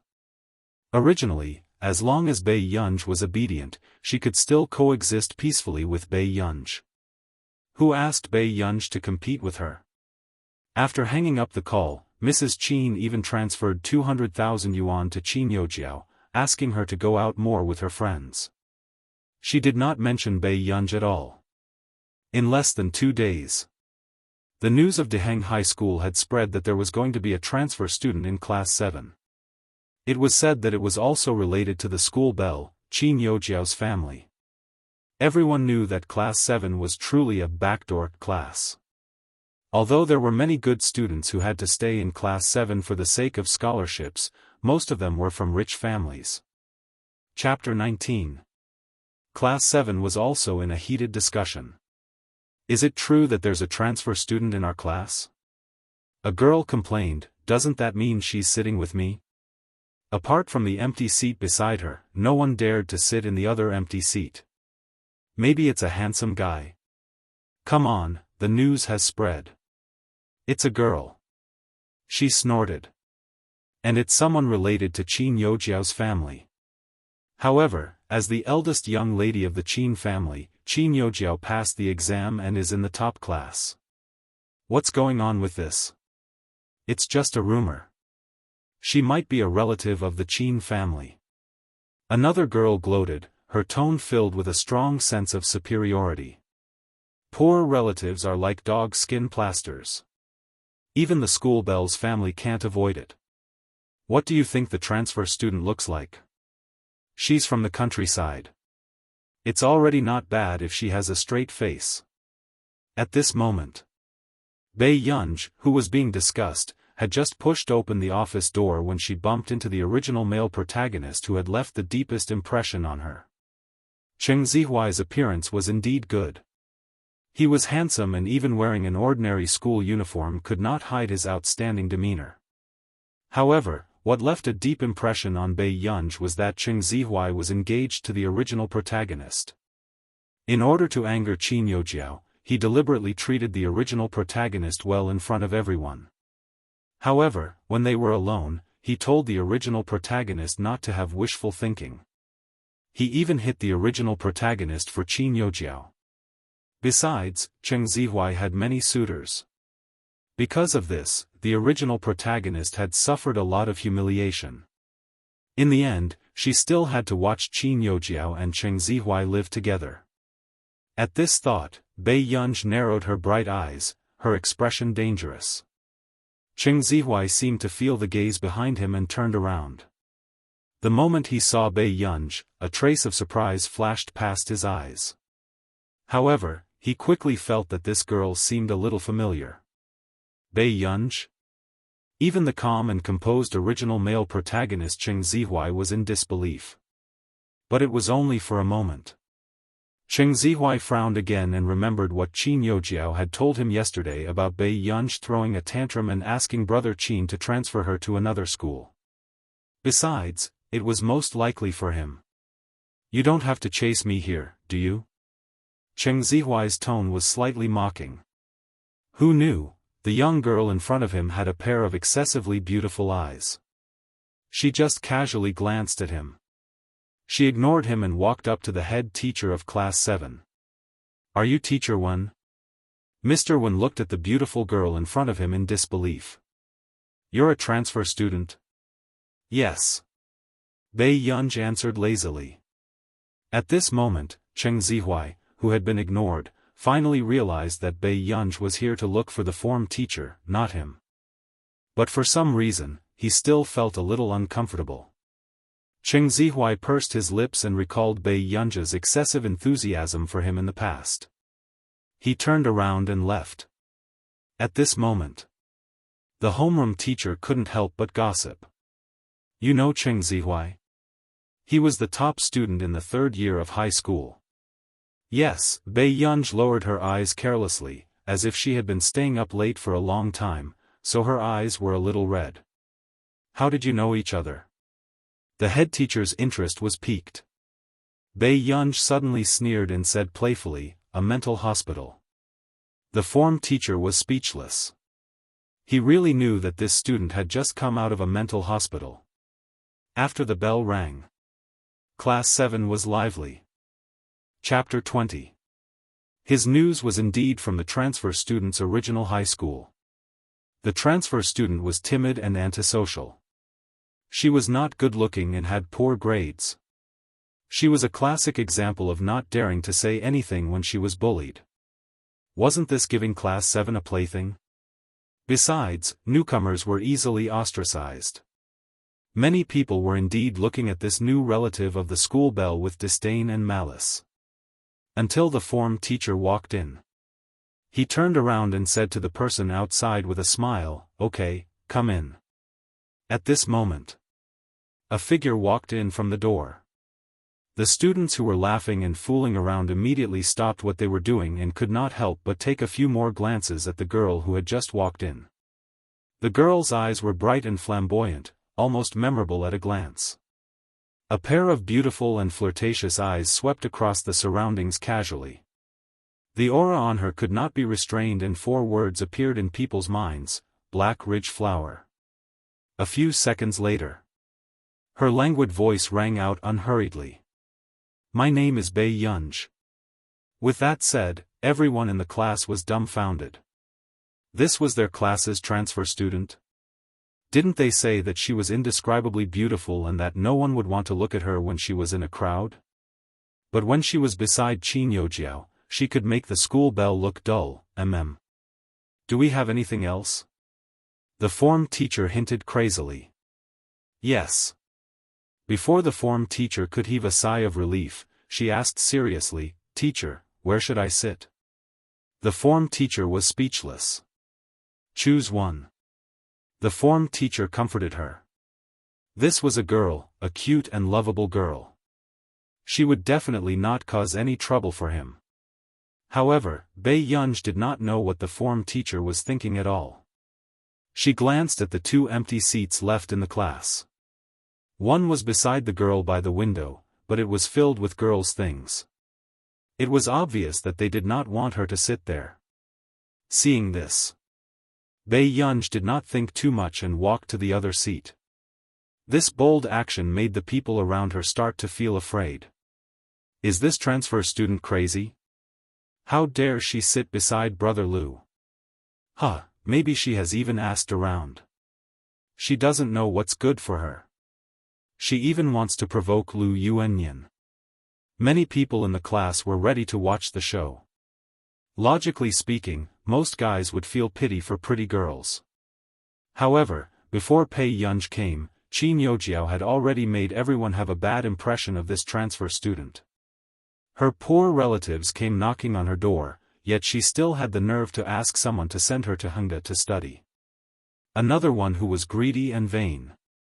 At this moment, Bei Yunj glanced at a certain person who was sleeping soundly next to her. She moved her chair away and placed her bag on the table. "Hey newbie, wake up your desk mate," the teacher with the shiny head instructed. Hearing this, the other students couldn't help but secretly curse this teacher. Normally, he didn't even dare to provoke Lu Yuanyan, but now he actually asked the new student to wake Lu Yuanyan up. Did she think that Lu Yuanyan wouldn't lay a hand on a girl?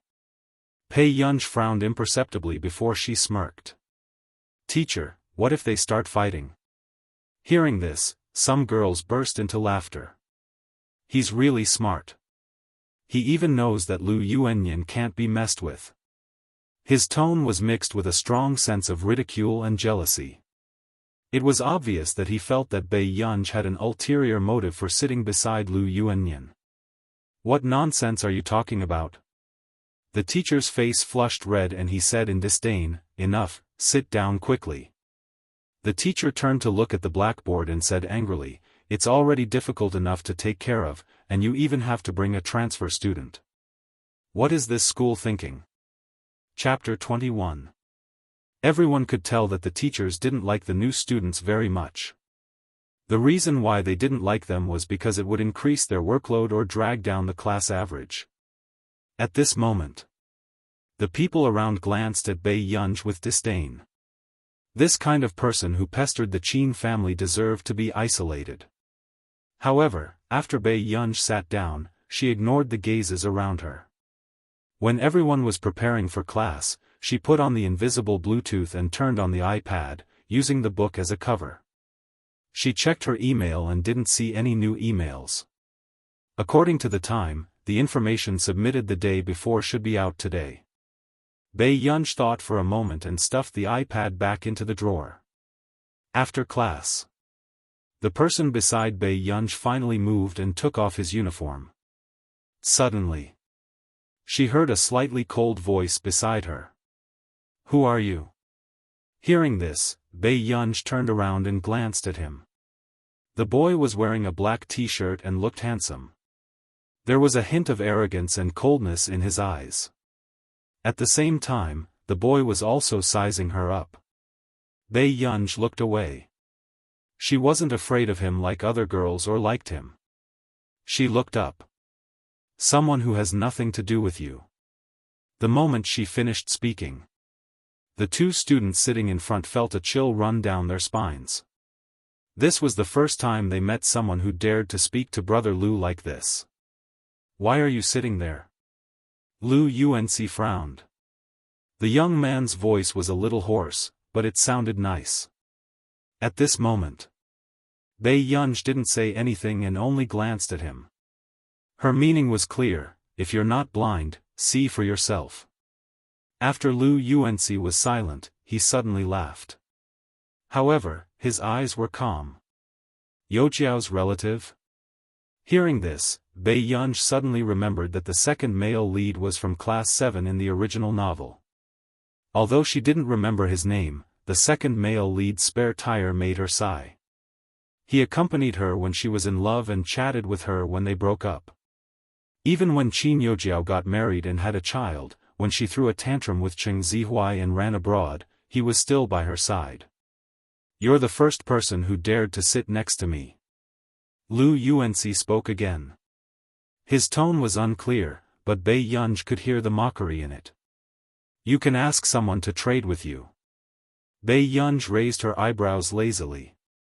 Amidst her charm, there was an indescribable arrogance. "No need." Lu Yunci said indifferently, "I don't intend to be special, but I don't want anyone to disturb me. Speaking of which." Suddenly, his lips curled up. "New deskmate, let me remind you that Youjiao is very popular." After that, he picked up his uniform and walked out of the classroom. Lu Yunci knew what kind of trouble Bei Yunj would be in, but he was not a hero who would save a damsel in distress. He disliked trouble even more. Lu Yunci didn't come back even when class started. The teacher on the stage glanced at Lu Yunci's seat and didn't say anything. Obviously, this was not the first time someone had skipped class. Noon.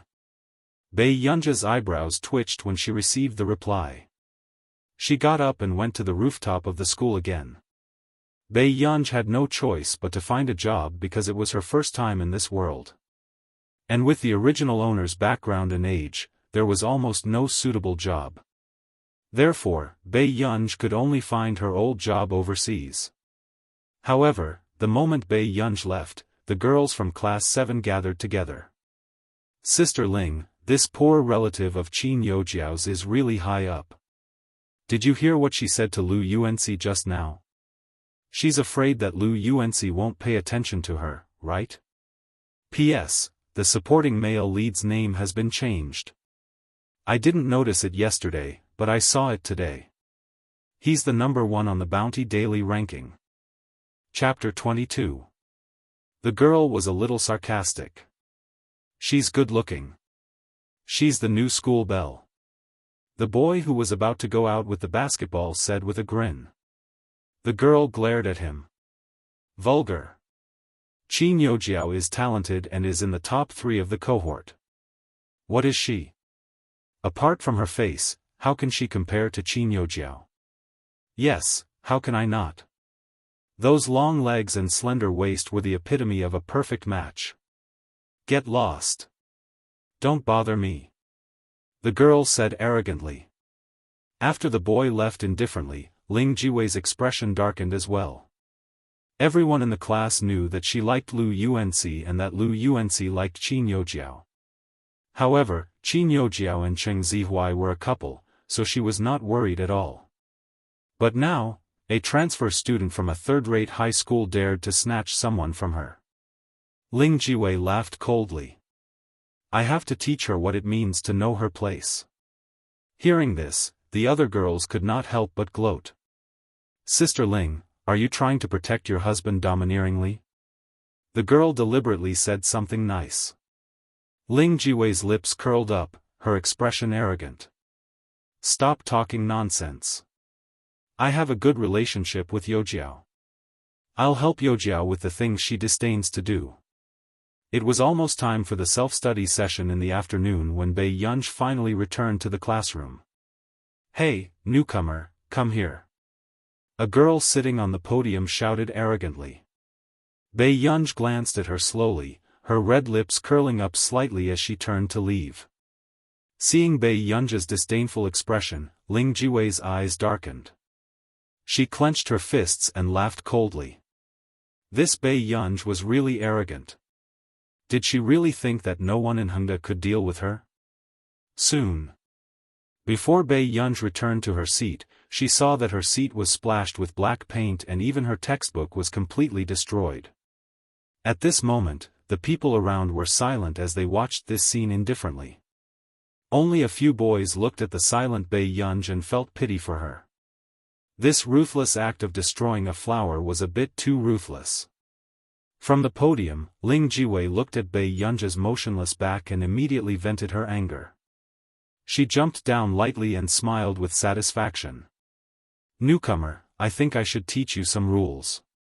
Suddenly, Bei Yunj asked, who did it?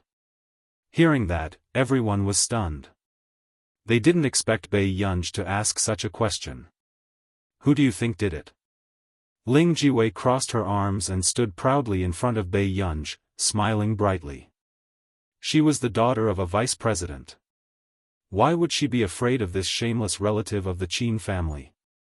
It's you? Bei Yunj turned her head and the corners of her lips curled up. However, in the depths of his eyes, there was a thick layer of coldness that could not be dissolved.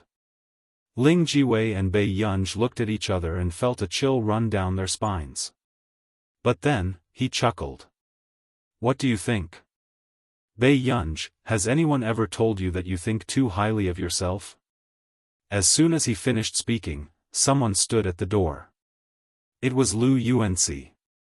He glanced at the two people who had a strange atmosphere. When he walked to his seat, he roughly understood what had happened. Lu Yuanci frowned and couldn't bear to see this happen. Who did it? Lu Yuanci asked. After he asked, everyone in the classroom was shocked. When did Lu Yuanci care about such things? Chapter 23. Ling Jiwei's expression was ugly. She clenched her fists and her nails dug into her flesh. Just as she was hesitating whether to admit it, a voice came from outside. What's wrong with your class? Why aren't you all sitting in your seats? The dean's reprimand reached everyone's ears first.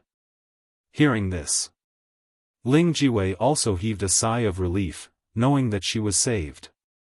Lu Yuanci, I heard that you skipped class again. The dean would ask this every day. No, I went out for a meal and came back. Lu Yuanci lazily touched the back of his head. This meal took the time of 3 periods of class. Don't do it again. The dean's words could be memorized by the rest of the class.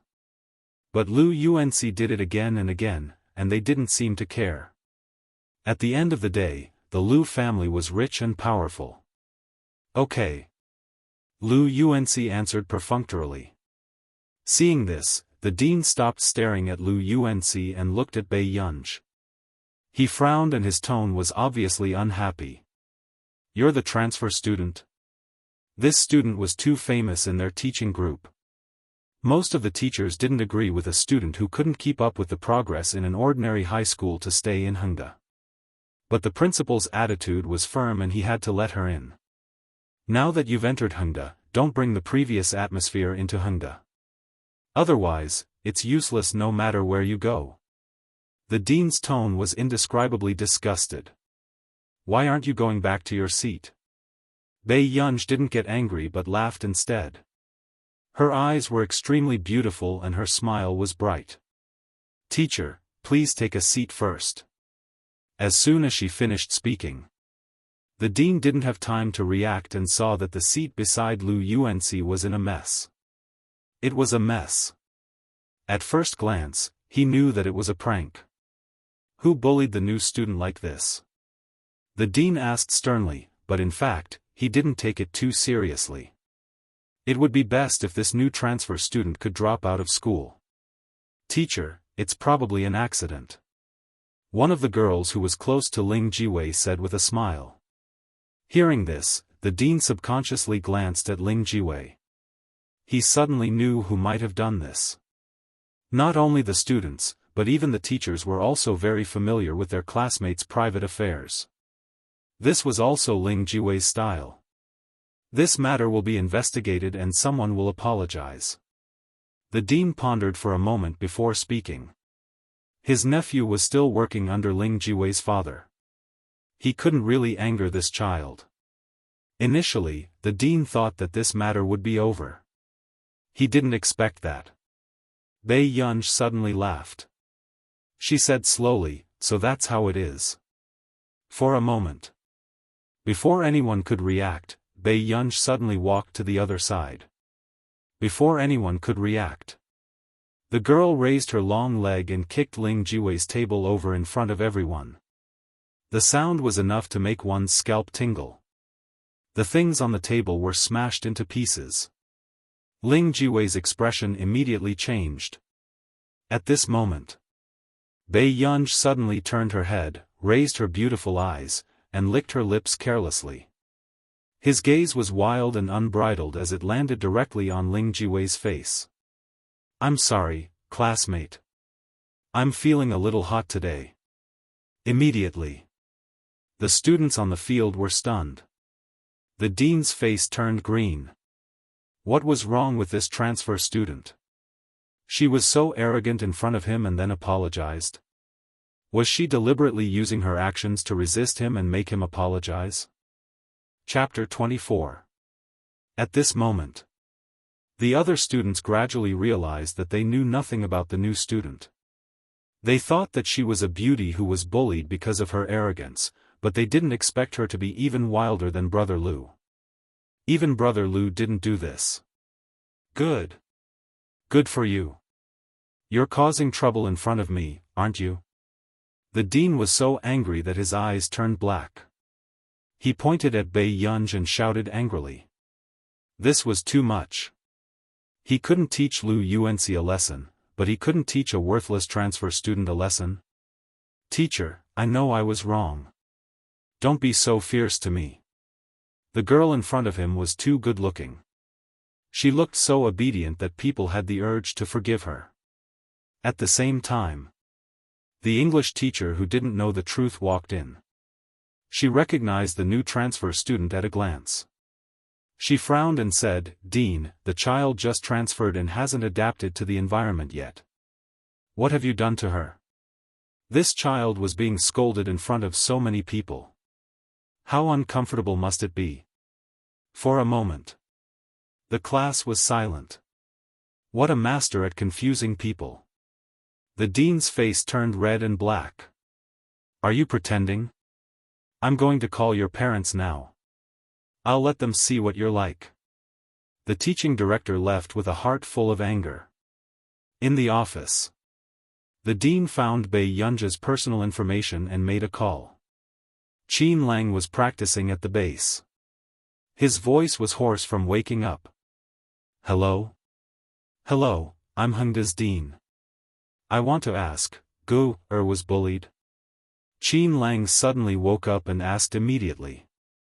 The dean's forehead was bulging. Bei Yunj maliciously targeted her classmates in school and, don't talk nonsense. Why don't you say that she committed murder and arson? Qin Lang sneered. This was the first time he heard such ridiculous words. This was Hengda's dean. He was so good at lying through his teeth. Parent, you really have to look at Bei Yunj. She's not what you think. The dean was almost angered to death by them. When Qin Lang heard this, his gaze gradually turned cold. Dean, right? My sister has a communication disorder. If anything happens to my sister in school, none of you will be able to escape responsibility. After that, Qin Lang hung up the phone and put on his headset to continue the live broadcast. But he was always absent-minded. Gu had been packing her things for the past 2 days, preparing to move out. He had called yesterday and asked Qin Yu to think of a way. Why was there no movement from him at all? Forget it, I'll ask again after the live stream. Qin Lang couldn't help but think of the dean just now. He couldn't help but mock him. What kind of trash teacher is that? These words were accidentally captured by the microphone. The fans who were watching the live stream exploded. Hubby, wait, who are you talking about? Crush was on the phone with the teacher, right? Is it sister's teacher? Wait, I just got online. What sister? Crush is the young master of the Qin family. Does Qin Youjiao know? The princess of the Qin family was loved by everyone. Woo, almighty Qin just happened to love her. Damned Siscon. Ha ha ha, a certain captain scolded his teammates for not making progress in the base, but dissed his sister's teacher behind his back. In less than 2 hours. #CrushSisterComplex became a trending topic and even dug out Qin Youjiao's enviable life. Chapter 25. Afternoon. The girls around Qin Youjiao surrounded her. Youjiao, your brother dotes on you so much. I'm so jealous. Qin Youjiao's eyes flickered. Why are you suddenly bringing this up? Your brother's sister complex is on the hot search list. His fans are crazily tagging you. You're the only one who doesn't care. Hearing this, Qin Youjiao thought that Qin Lang had mentioned her casually during the live stream again. She couldn't help but smile, but said deliberately, I've been throwing a tantrum with him recently. Don't talk about him. I'm jealous. You're still throwing a tantrum with such an immortal brother. In the villa district. The man had just finished showering and was wearing a loose bathrobe. His black hair was wet and casually scratched at the back. His collar was lazily half open, and his firm chest made people blush and their hearts beat faster. His temperament was undisciplined, but his light-colored pupils were cold and restrained. Huashidu picked up the phone beside him. Speak. The person on the other end of the line was silent for a moment, but it was obviously not because of Huashidu's attitude. Master Du, can you help me take care of the child? As soon as he finished speaking, Huashidu hung up and went to the washroom. It wasn't until he dried his hair and changed his clothes that he returned to his bedroom that he realized his phone was still ringing. When the call was connected again, Huashidu's tone was indifferent as he sneered. Do I look very free? The little one in the old house was almost thrown into the trash can. Master Du, it really saved my life. My child is throwing a tantrum and doesn't want to stay at home, but I'm afraid that she's not safe. Can you do me a favor? It was also the first time Qin Yu had a favor to ask of someone. His tone was helpless. It's easy to take care of a little girl. She'll be quiet after you're fierce. After all, Qin Yu knew his Gu's character very well. She might not even have the guts to speak to Huashidu. Where did this kid come from? When Huashidu met Qin Yu had fallen out with his family and had never heard him talk about his family. My sister. She's my biological sister. Huashidu did not agree. He was not interested in raising a delicate little girl at home. However, Chinyu seemed to treat Huashidu as his last life-saving straw and kept calling. But in the end, he was mercilessly blacklisted. There was indeed a reason why Chinyu was only obsessed with Huashidu. He had been in the entertainment industry for a few years and was surrounded by a bunch of bad friends. Leaving in their home, wasn't that the same as sending a lamb to the tiger's den? However, Huashidu was different. He had known Huashidu for a few years and had never seen any woman by his side. He was born with few desires and was not interested in love. Therefore, Chinyu treated Huashidu as a safe person. Afternoon. After Huashidu was done with the documents, he received a message from Chinyu using his assistant's phone. Master Du, just 2 months. I'm sure I can coax her home. Following that, she also sent Bei Yunja's basic information to Huashidu. This included a picture of Bei Yunja's daily life. When the man's slender fingers casually slid to the photo, he stopped. A hint of interest appeared in his cold, pale-colored pupils. So it was her. Abroad. Backstage at the concert. Chinyu received Huashidu's reply. Let me think. Seeing this, Chinyu thought that his perseverance had moved Huashidu. He couldn't help but sigh in relief. Hongda High School. The news had already spread throughout the school that the transfer student from Class 7 was prettier than Qin Youjiao. But the first thing he did was to embarrass his classmates in front of the teacher. What was the use of being good-looking? He was another ignorant and incompetent hooligan. Besides, he had only entered Hongda because he sucked the blood of Qin Youjiao's family. Chapter 26. These rumors also reached Qin Youjiao's ears. It made her feel a little more comfortable. Even if Bei Yunja's personality changed drastically, it couldn't change the fact that she was mediocre and stupid. Youjiao, who exactly is Bei Yunj to the Qin family? She actually dared to kick my table today. Ling Jiwei gritted her teeth. If the form teacher hadn't warned both parties, she would have definitely taught Bei Yunj a lesson. A trace of emotion flashed past Qin Youjiao's eyes as she touched her bandaged hand. Don't blame her. Ever since she pushed me down the stairs last time and my brother sent her to the mental hospital, she's been a little agitated. She was sent to the mental hospital? Ling Jiwei was surprised. She has always been a loner. In her original school, she was also asked to leave once.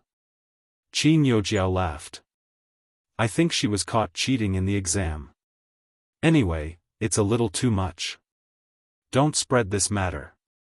It's not good for her. A strange glint flashed in Ling Jiwei's eyes, but she laughed disdainfully.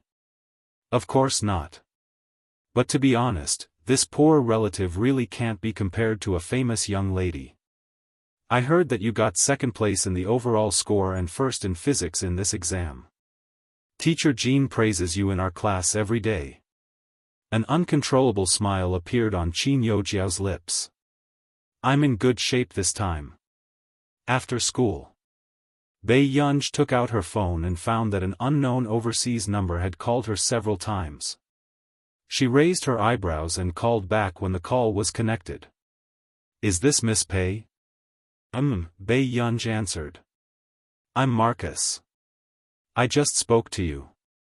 I want to know, are you really not considering coming to our country to develop your career? It wasn't the first time Marcus had asked about this. He was thinking of ways to make her immigrate and change her nationality. The emotions in Bei Yunja's eyes faded and she chuckled lazily. Mr. Marcus, I hope that we can be sensible people. Then why don't you stay in your country's computing institute? Marcus couldn't help asking. He was too curious about this person. He basically knew all the people who were competing for the top in the field of computing technology, but she seemed to have appeared out of nowhere. Because the application deadline was this month, this person hacked into the official website of the Institute of Computational Technology and deliberately left a loophole. She seemed to be politely asking them to choose whether they wanted her or not. In reality, it was because she already knew that they would definitely let her stay. Because of her directional academic paper and data visualization. They don't want me.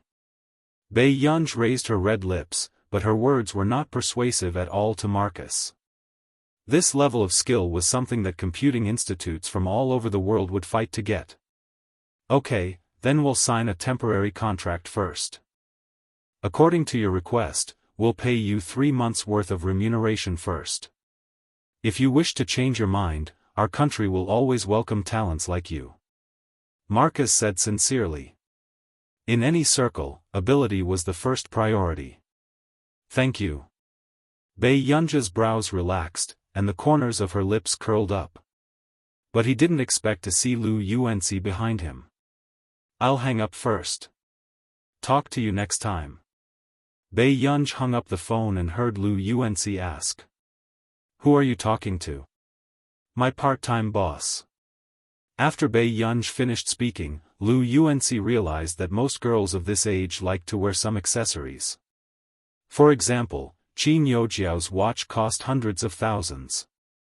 But Bei Yunj was clean from head to toe. Chapter 27. Lu Yuanci's eyes flashed. Wasn't she staying with the Qin family? With the Qin family's power, why would they let her work part-time? Lu Yuanci couldn't help feeling sympathetic. Don't delay your studies. However, the moment he said this, their eyes met and the atmosphere froze for a moment. There's nothing to learn.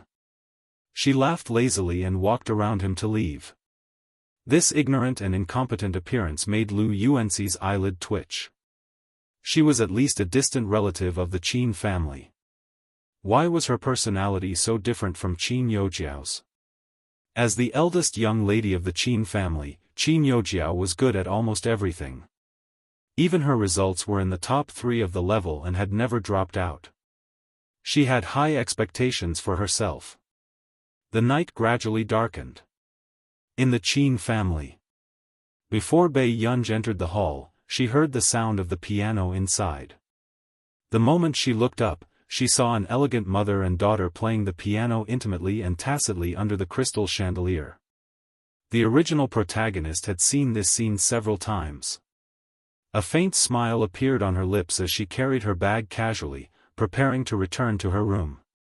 Go, Qin Lang, who had been waiting anxiously by the side, called out. This made Mrs. Qin and Qin Youjiao notice her. A dark look flashed past Qin Youjiao's eyes. She turned to look at Mrs. Qin and said coquettishly, Mom, I already said that my hand is injured. Are you deliberately using me as a contrast? Before Mrs. Qin could take another look at Bei Yunj, her eyes landed on Qin Youjiao again. She found it funny and reached out to scratch Qin Youjiao's nose. Why is your personality as strong as mine when I was young? Those who didn't know better would think that they were biological mother and daughter. Let's eat. Stop playing. Sensing the unusual atmosphere, Mr. Qin, who was sitting on the sofa, spoke. Then his eyes landed on Bei Yunj. He froze. He probably didn't expect Bei Yunj to look like this when she didn't have makeup on her face. Girls look much better when they're innocent. Mr. Qin said calmly. Bei Yunj glanced at the people around her slowly. For the first time, she felt that eating was a troublesome matter. She said this and went upstairs. Put down your bag first. Hearing this, Mr. Qin couldn't help but look at Bei Yunja's back. It was rare to see her so indifferent. At this moment, Qin Youjiao's voice interrupted Mr. Qin's thoughts. Dad, I got second place in the cohort this time. I'm only 2 points away from first place. Can you attend your daughter's parent-teacher conference? When Mr. Qin heard this, a faint doting look appeared on his cold face. Didn't we agree that only the first place will be allowed? But this time, I won an award, Qin Youjiao said with her head tilted. What award? If you don't go, I won't talk to you anymore. Mr. Qin couldn't help but laugh. Usually, someone dotes on you too much. Alright, I'll participate. What do you mean by spoiling Jiao Jiao too much? Daughters are meant to be spoiled. Mother Qin retorted unhappily. The atmosphere of this family of three was incomparably harmonious. Qin Lang, on the other hand, was biting on a cigarette. He didn't say a word and felt depressed. Did Gu used to care for Qin Youjiao when she saw their family, including her three older brothers? Perhaps in her heart, she had long felt that she was an outsider who couldn't fit in. At this thought, Qin Lang felt even more uncomfortable. Why are you sitting there? Didn't you hear your father say that it's time to eat? Mrs. Qin said. Everyone's not here yet. How can we eat? Qin Lang's casual tone was slightly cold. Chapter 28. With that said, the atmosphere fell silent. Actually, Mr. and Mrs. Qin did feel guilty towards Bei Yunj, but they could not turn it into doting. Especially Mrs. Qin. At this moment, Qin Youjiao bit her lip and a trace of gloom flashed past her face. Third brother had never thought of Bei Yunj in the past. Why was he so concerned about Bei Yunj's existence now? When Bei Yunj went downstairs, she found that this family had not gone to eat and seemed to be waiting for her. You're here. Let's eat together. Mr. Qin spoke first. Bei Yunj hummed carelessly and sat down. Soon. Mr. Qin found a topic. Why didn't you come back with Jiao Jiao? I don't want to. Bei Yunj's words were concise, making Mrs. Qin furrow her eyebrows unconsciously. However, when she looked up and met Bei Yunj's eyes, she froze. She forgot to say anything. Bei Yunj's eyes and eyebrows were similar to hers. Even if the feeling she gave was completely different.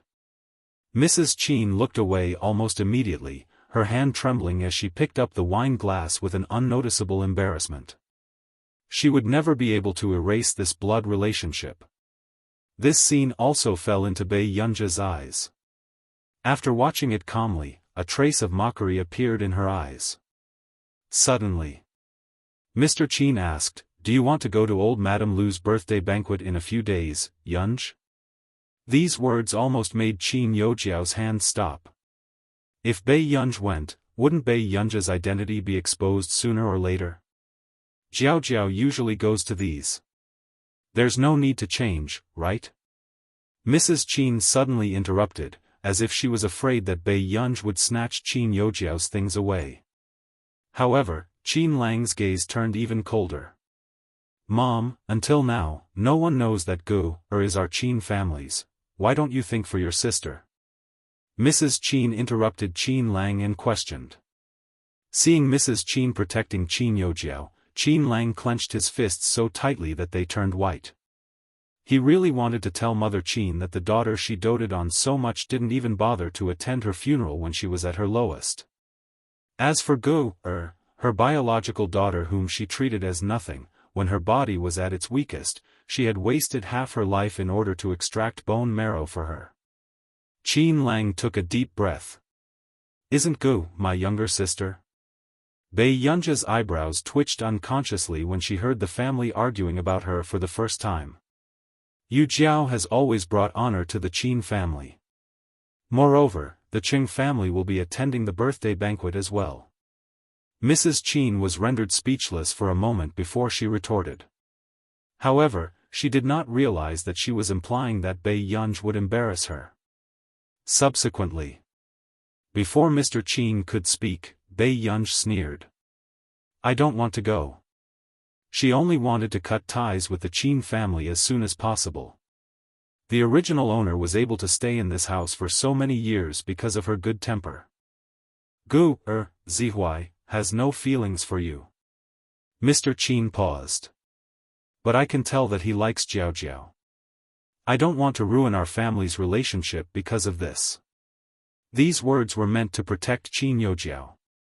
Bei Yunj picked at her rice casually. She had no appetite and a hidden coldness flashed in her eyes. She smirked. I'll only answer once. I'm not interested in you and that person from the Cheng family. Then, Bei Yunj stood up and left the dining table.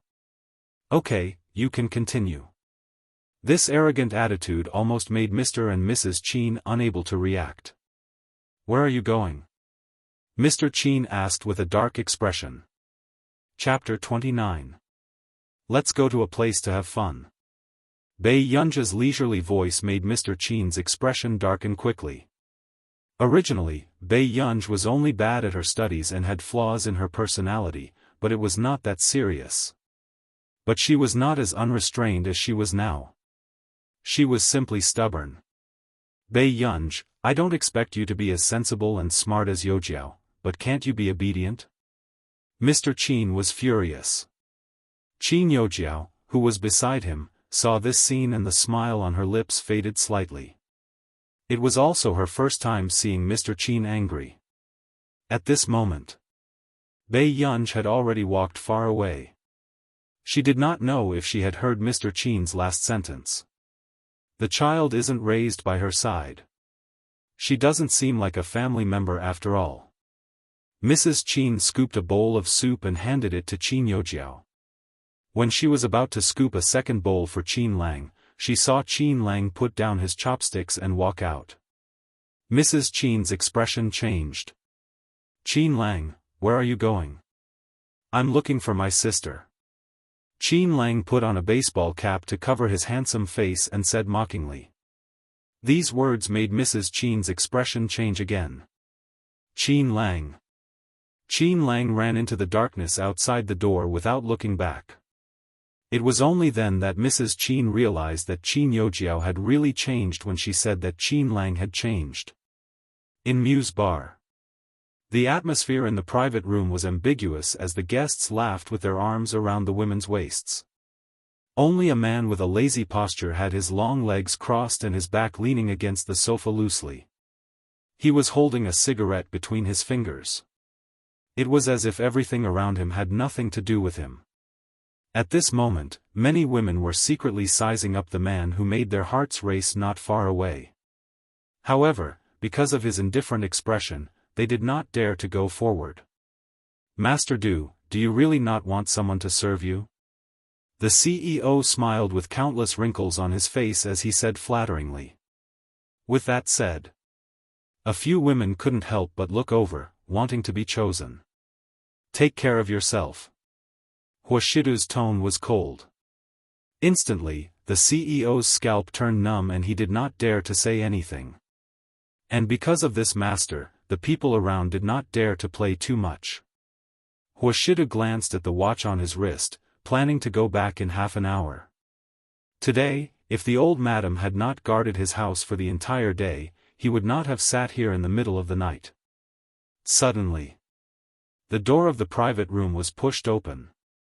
A drunk young man came in with a woman in his arms. Just now, I saw a very pretty girl outside. Do you want to come with me to take a look? The man looked all right, but the dark circles under his eyes were not shallow. At first glance, it was obvious that he had done too much. However, no one dared to say anything. She was afraid that the master beside her would find it too noisy. Then I'll go by myself. He smiled maliciously, pushed the woman in his arms away, and walked out. At this moment, Huashidu received a message from Qin Yu. Master Du, are you still at Mu's? My sister seems to have gone in, but my family can't find her. Can you check the surveillance cameras for me? Qin Yu, who was overseas, had a dark expression and was burning with anxiety. He only wanted to return to the country as soon as possible. He really didn't expect Gu-er to be so bold as to enter a bar. At this moment, after reading the message, the man stood up abruptly and walked out. Master Du, where are you going? At the bar counter. Bei Yunj ordered a cocktail with ease and sat by the bar counter to watch the performance. She rested her chin on one hand, her eyes lazy and bright. When she raised her eyebrows, she looked charming. Instantly, it attracted the attention of many people in the bar. Chapter 30. At the same time, Lu Yuanxi, who had just come to have fun with his friends, looked up and saw this scene with a cold expression. Bei Yunja's upturned eyes seemed to be smiling. She casually raised her glass to the performer on the stage. She stared at her without moving her eyes and drank it bit by bit. Seeing this, the hot dancers on the stage inexplicably felt their heartbeats quicken and their faces heat up. The people who were cheering enthusiastically below the stage did not notice anything unusual at all. Then, this young lady is too good. Both men and women. This is the first time I've seen her. Lu Yuanxi's friends looked at Bei Yunj and sighed. But just because of this face, he also wanted to swim into his sister's fish pond. However, Lu Yuanxi's face darkened. It seemed that his deskmate's private life was even more promiscuous than his. He actually believed Bei Yunja's nonsense about looking for a part-time job. But she looks a little familiar. Brother Lu, do you think? Before his friend finished speaking, Lu Yuanxi turned around and left. Hey, Brother Lu. Why didn't you wait for me? At the bar. After the woman got off the stage, she walked to Bei Yunja's side and smiled sweetly. Miss, if you're alone, can I sit here? She looked at Bei Yunj with great interest.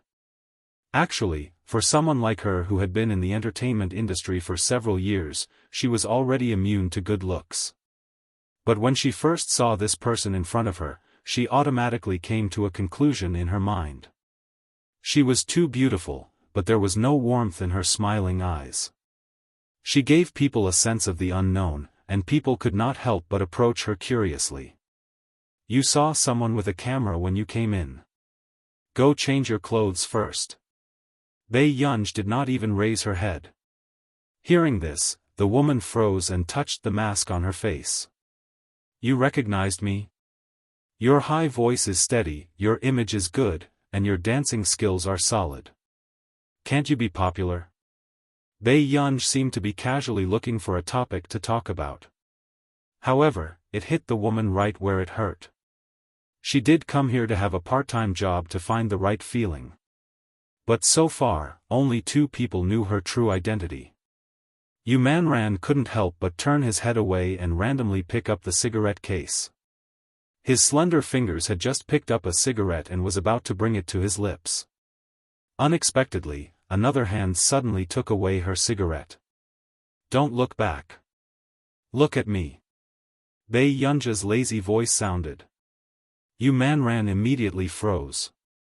He knew what was going on. She subconsciously looked at Bei Yunj, only to see her supporting herself with one hand on the bar counter. Her eyes were filled with indifference. However, it was becoming more and more alluring. Her elegant fingers, which were holding the cigarette, seemed to be lazily caressing the woman's cheek. In reality, the person who was secretly taking photos of Yu Manran was so angry that he almost fainted. Just now, he had clearly seen Yu Manran wanting to smoke, but in the end, he had captured Yu Manran's face being touched by another person who was holding a cigarette. Furthermore, this photo couldn't prove that it was Yu Manran. Not long after, Bei Yunj returned the cigarette to Yu Manran. However, Yu Manran seemed to be afraid and threw the cigarette away. That was close. She was almost criticized by the entire internet. She didn't have a good relationship with the public. Be careful next time. After saying that, Bei Yunj put a few red notes under the wine glass and prepared to leave. However, when Yu Manran saw this, he asked anxiously. Can you help me? She didn't know why, but she felt that Bei Yunj could help her. I'll give you money, Yu Manran stammered. After saying that, she regretted it. Would this person in front of her misunderstand? Would he feel that she was humiliating her? Chapter 31. Who knew? The people who were about to leave stopped in their tracks. Bei Yunj looked at her and said, Sure. Yu Manran, was she so honest? Not long after they finished chatting, Yu Manran left. Bei Yunj had just come out of the washroom when she saw 3 to 4 men leaning against the dark corridor not far away. She took out a tissue, wiped her hands, and prepared to leave. Suddenly, a voice sounded from the other side. "Miss, why are you leaving? Aren't you going to stay and play with us?" A few men's ear-piercing laughter rang out with ill intentions. Bei Yunj looked up and saw someone blocking her way. "You can leave if you want, but can you light a cigarette for our young masterling first?" Hearing that, Bei Yunj's gaze landed on the person beside her who looked like a rich man. At this moment, that man who was called young Master Ling was also sizing her up unscrupulously. He really did not expect that Muse would send such a stunner. "Light a cigarette?" Bei Yunj raised her eyebrows slightly. Her smile did not reach her eyes, but in the eyes of others, it was flirtatious. "Sure." After that, Bei Yunj took out a cigarette from the cigarette box. Without waiting for anyone to react, she picked up a lighter. In their eyes, it was even more unbearable for them to see this kind of behavior. It was rare to see such an obedient woman. Then tonight, there would be fun. However, in the next moment, the girl in front of them suddenly squatted down, held up the cigarette butt, and casually lit it with the lighter. After a while, white smoke curled up. Seeing Bei Yunj's action, the few of them did not have time to hide their smiles. After that, she lowered her eyes and hid the faint coldness that appeared. They heard Bei Yunj's playful laughter. "Look at this smoke, doesn't it look like the incense in your graves?" In an instant, the smiles on their faces could not be maintained. Gradually, they became gloomy. "You don't know what's good for you, do you?" Young Master Ling looked at Bei Yunj sinisterly. Previously, he still wanted to dote on this woman. After all, she was so good-looking. He should play with her for a few more days. How boring would it be if he broke it at the beginning? But now, he saw that she just wanted to suffer more. "Yeah, I'm used to it. After all, it's been so many years." Bei Yunj stood up, flicked the lighter, and smiled calmly. When young Master Ling heard that, a sinister look flashed across his eyes as he sneered. "Did you hear that? Today, I'll teach her how to speak with her tongue." "Yes." They approached Bei Yunj step by step, sneering in their hearts. They didn't take Bei Yunj seriously at all. What kind of ability could a girl who looked like she was in her 20s have? However, just as someone reached out to cover Bei Yunj's mouth and nose first, in the next second, the other hand grabbed his collar even faster. Then, without waiting for anyone to react, that slender white hand suddenly pulled with all her might. The tall man had no choice but to bend over and look up at Bei Yunj with difficulty. You, the man's face was full of shock and fear, but he couldn't break free of her hand. And the few people beside him were so stunned that they didn't dare to go forward. "Idiots! What are you waiting for? Go and catch her." Young Master Ling's face was full of anger. Hearing that, their eyes flashed with fierceness again, and they rushed towards Bei Yunj. Bei Yunj let go of her hand, but she swiftly kicked the tall man's abdomen. He howled in pain, and his body couldn't help but lean back violently. Chapter 32. Seeing this, Bei Yunj chuckled and picked up her waist-length curly hair. She casually bit on a rubber band and tied it into a ponytail. Her beautiful eyes could not hide the arrogance. "She's shouting just like that?" Instantly, the few of them felt the atmosphere become tense, but they did not know how to handle it. Usually, when they surrounded those girls, they had never failed. And they had never encountered such an extreme situation. "Let me tell you, I'm the young master of the Ling family. If you dare to mess around, do you believe that I'll make it impossible for you to survive here?" Young Master Ling's words were stern, but his heart was weak. Bei Yunj ignored him and walked straight towards them. "A bunch of good-for-nothings. Hurry up and protect me." Young Master Ling widened his eyes and roared angrily. He usually brought them to eat and drink well, but in the end, they could not even win against a woman. At this moment, Someone gritted his teeth and said, "Let's go together." Hearing this, one of them silently took out a small knife from behind his waist. His eyes were filled with coldness. Then, just as the crowd swarmed forward, a voice rang out. He rushed forward, raised the dagger, and slashed towards Bei Yunzhe's face. Originally, from this angle, it should be very difficult for the girl to react quickly. But who knew, Bei Yunzhe suddenly turned her head and grabbed his hand. In the next moment, the crisp sound of bones breaking made everyone's scalp go numb. Following that, there was a shrill scream. Ah! Bei Yunzhe caught the falling knife steadily and suddenly smiled. "You guys are quite good at sending your heads to me." And when the others saw this scene, they found it difficult to breathe and felt cold all over. Help! The person in front of them was definitely a devil. "Let me tell you, I know the boss of this bar too. If you dare to do anything to me, you definitely won't be able to walk out of this bar."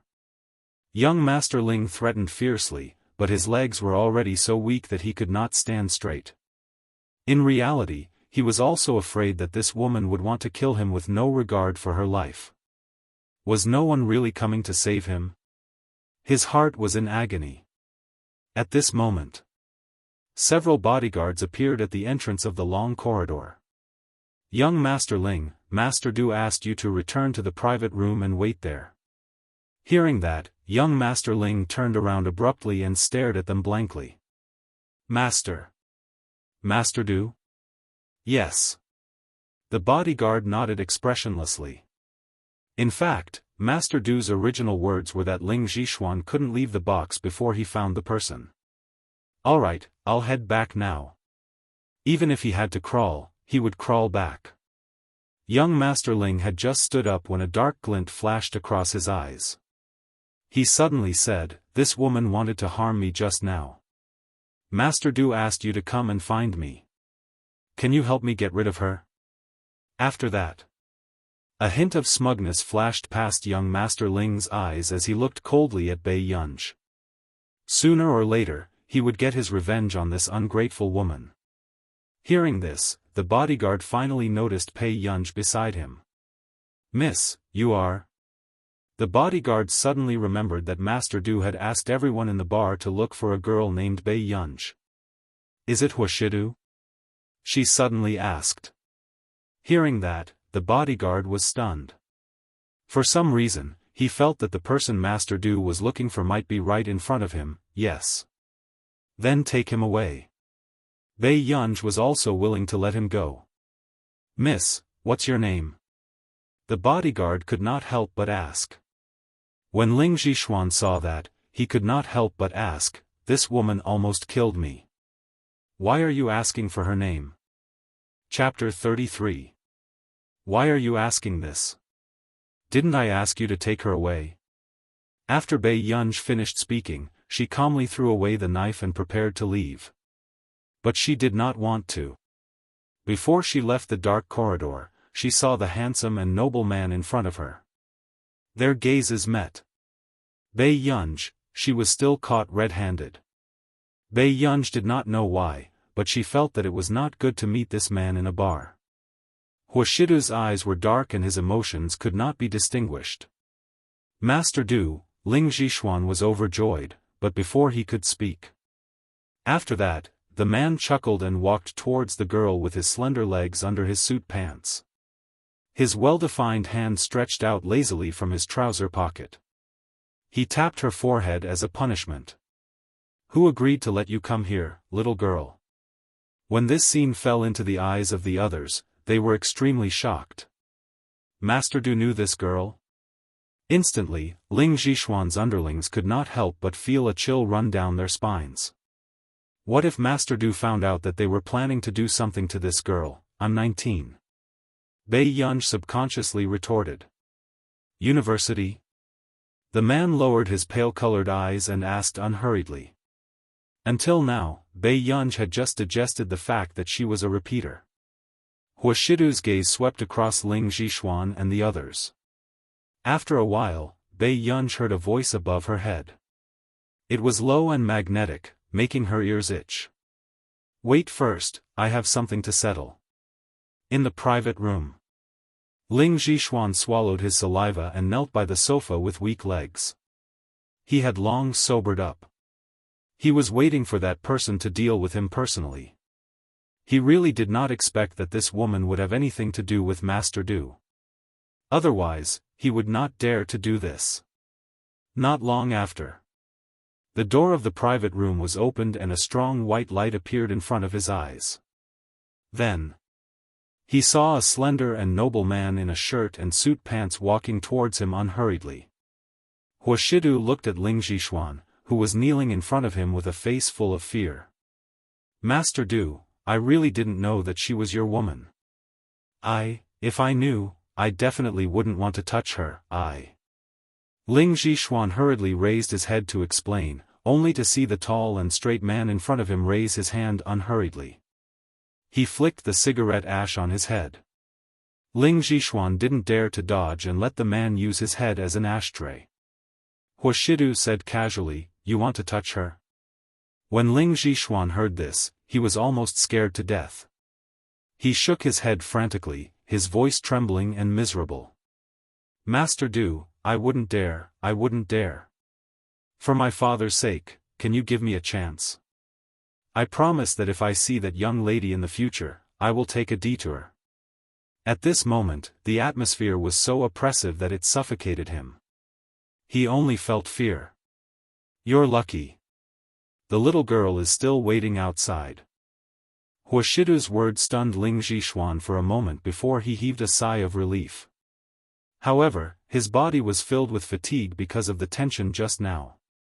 However, in the next moment, the man bit on the cigarette with a casual expression.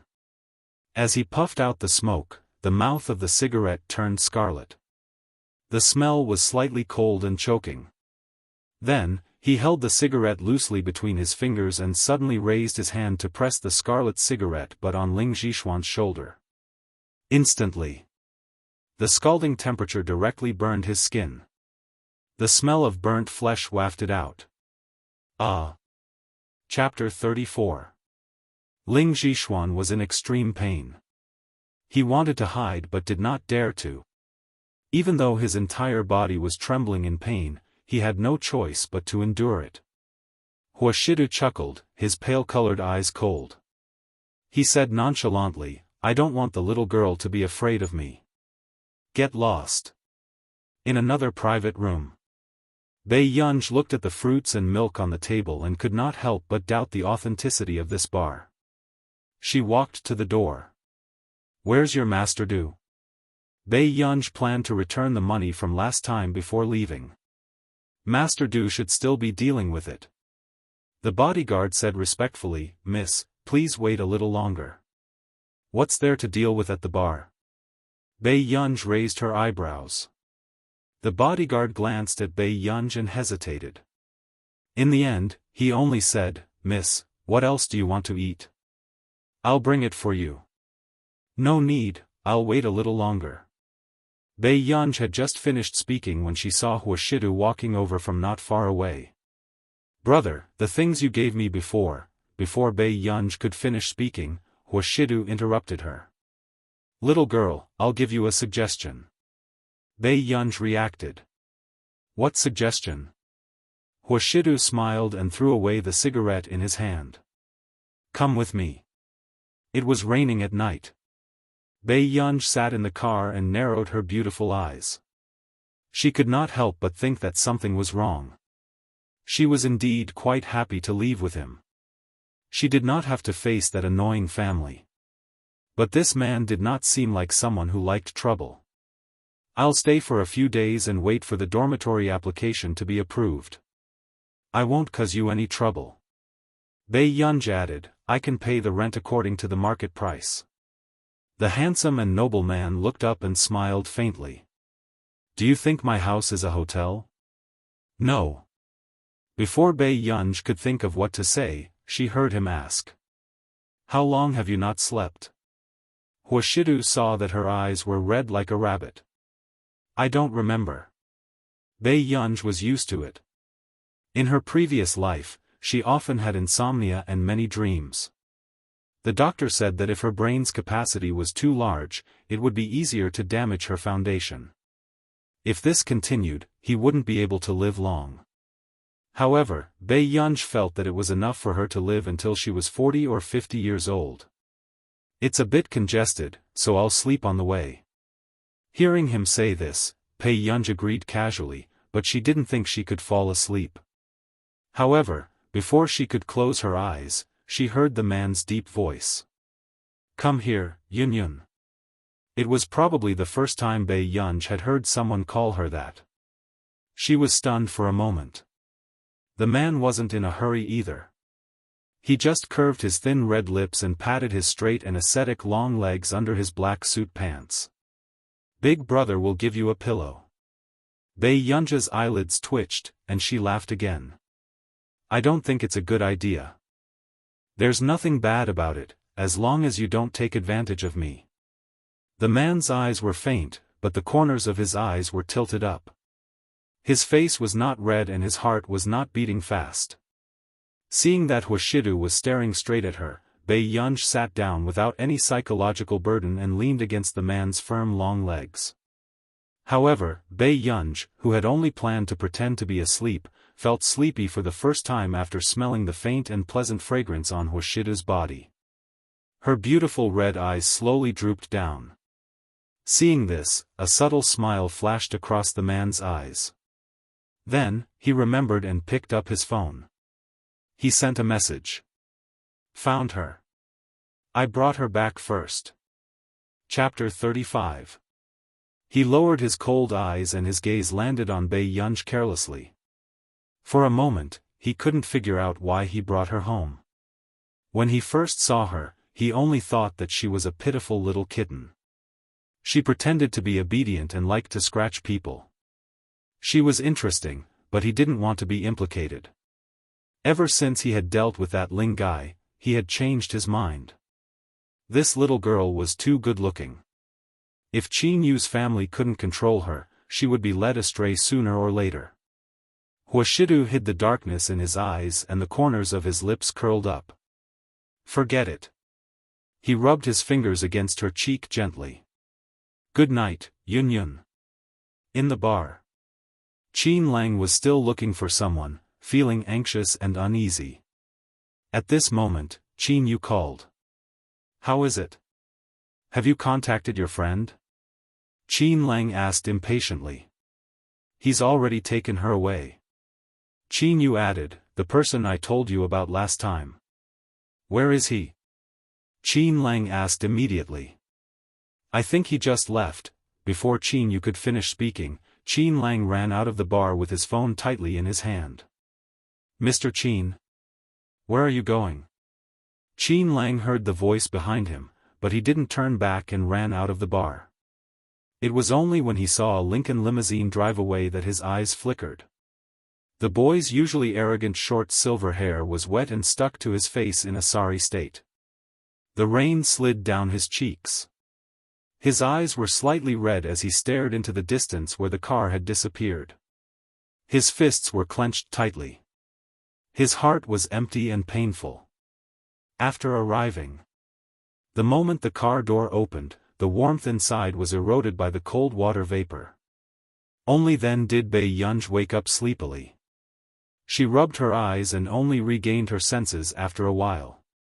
Had she fallen asleep just now? You're awake? Huashidu didn't expect Bai Yunj to wake up so quickly. From the looks of it, the little fellow probably hadn't slept for a few days. Bai Yunj didn't organize her words and asked without thinking, does brother sleep alone? After asking, Bai Yunj suddenly felt that her question was quite hooligan. However, sleep was too tempting for Bai Yunj. At this moment, Huashidu did not expect this young lady to be so direct. His gaze was deep and there was a mischievous glint in his eyes, but his lazy tone was drawn out. Yun Yun, you're an adult now. Control yourself. After entering Huashidu's villa, Bai Yunj realized that it was more than twice the size of the Qin family's villa. However, the style was simple and elegant. From the exterior of the wall to the layout of the space, it was very comfortable. What about Eris? After Bei Yunj asked, she realized that Huashidu was on the phone. She's with Xiaoma in the old house. After Huashidu finished speaking, he instructed the person on the other end of the line, make some hangover soup and send it over. After hanging up, he looked at Bei Yunj and said, drink the hangover soup before you sleep. You're not allowed to go to the bar next time. All right. Bei Yunj replied absent-mindedly, but she was thinking about how to stay by Huashidu's side for a longer time. Just now in the car, it could be said that it was the first time in more than 10 years that she had slept soundly. And it was all because of the man in front of her. Soon, the older maid who delivered the hangover soup walked into the hall. When she saw Bei Yunj, she was surprised. Auntie, is this prepared for me? Bei Yunj sat on the sofa and looked at her with her chin in her hand. Her eyes were curved. I think so. Chapter 36. Thank you, Auntie. After Bei Yunj took it, she lowered her head and drank it. Miss, just call me Auntie Meow. Auntie Meow liked this girl very much at first sight. She looked very lively and was much more likable than those girls the old madam had chosen. Auntie Meow, my name is Bei Yunj. You can call me Yunj. Auntie Meow immediately shook her head. We can't mess with the rules. I'll call you Miss Yunj. Hearing this, Bei Yunj didn't insist. And Auntie Meow didn't expect Master Du to bring a girl home. She secretly thought that she had to report this to the old madam quickly. The next day. Hengda, Year 2 Class 7. The teacher on the podium was furious. Lu Yuanci, are you getting more and more unruly? You didn't wear your school uniform and didn't bring your homework? Lu Yuanci didn't care. Instead, he looked out of the door and wondered why that person hadn't come yet. Did you hear what I said? Is there a student who is more arrogant than you in this school? With that said, a trace of impatience flashed past Lu Yuanci's eyes. He turned around and was about to speak. But he heard a voice at the door. Reporting. For a moment, everyone's eyes were focused on the door. They saw a girl with black hair, red lips, and snow-white skin standing lazily in a school skirt. Her beautiful eyes made people's hearts itch. However, the teacher's attention had always been sharp. A transfer student? Yes. The teacher took a deep breath. Where's your bag? Bei Yunj thought for a moment and said honestly. I forgot to bring it. Everyone was speechless. The person in front didn't bring her homework and wasn't wearing her school uniform. This person didn't even bring her bag to school. Each one was wilder than the other. Bei Yunj's bag was in the Qin family. Indeed, she couldn't go to get it early in the morning, but she couldn't be bothered to explain so much. Okay, I think your class 7 is really a backdoor class. The teacher was burning with anger. Teacher, can a transfer student replace our class? Ling Jiwei, who had a feud with Bei Yunj before, said with a strange smile, can we stop the school from inserting someone into our class? That's right. I heard that the high school in Jiangpu district doesn't have a good spirit. The undergraduate rate is not even 40%. Another girl chimed in, her tone arrogant and superior. They had always looked down on students with poor grades and poor family backgrounds. So what if Bei Yunj is related to the Qin family? Was her surname Qin? Why was a poor relative of Qin Youjiao acting so arrogant in front of them? Do you think that if it weren't for your parents' generous resources, you would have been able to get into the university? The physics teacher asked expressionlessly. Immediately, the few of them wanted to say something but stopped. They could only shut their mouths angrily. The physics teacher had always been stubborn and did not care how rich the students were.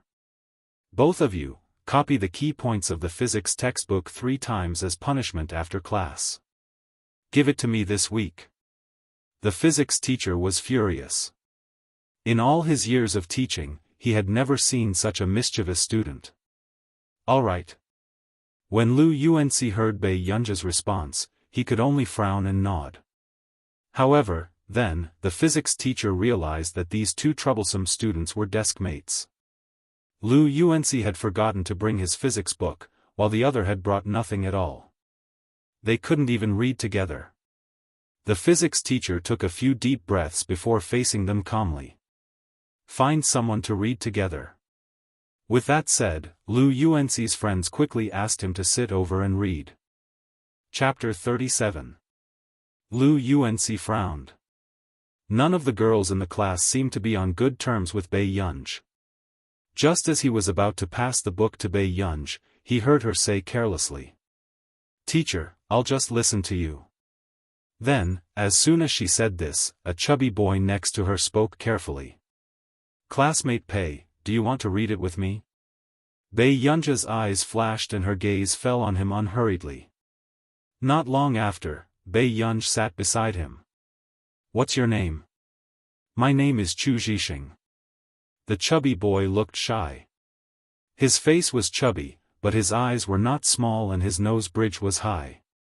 He was fair and tender and wore a clean school uniform. He did not leave a good impression at all. "It's quite nice." Bei Yunj curled her lips and replied, "My name is Bei Yunj." Chu Zhixing was stunned for a moment. His heart was inexplicably touched and his eyes were sore. Bei Yunj knew that he knew her name, but this was just a self-introduction out of respect. For so many years, he had almost never been treated fairly and respectfully. This seemingly unruly person in front of him had become the first person to treat him as an equal. Chu Zhixing hid the darkness in his eyes.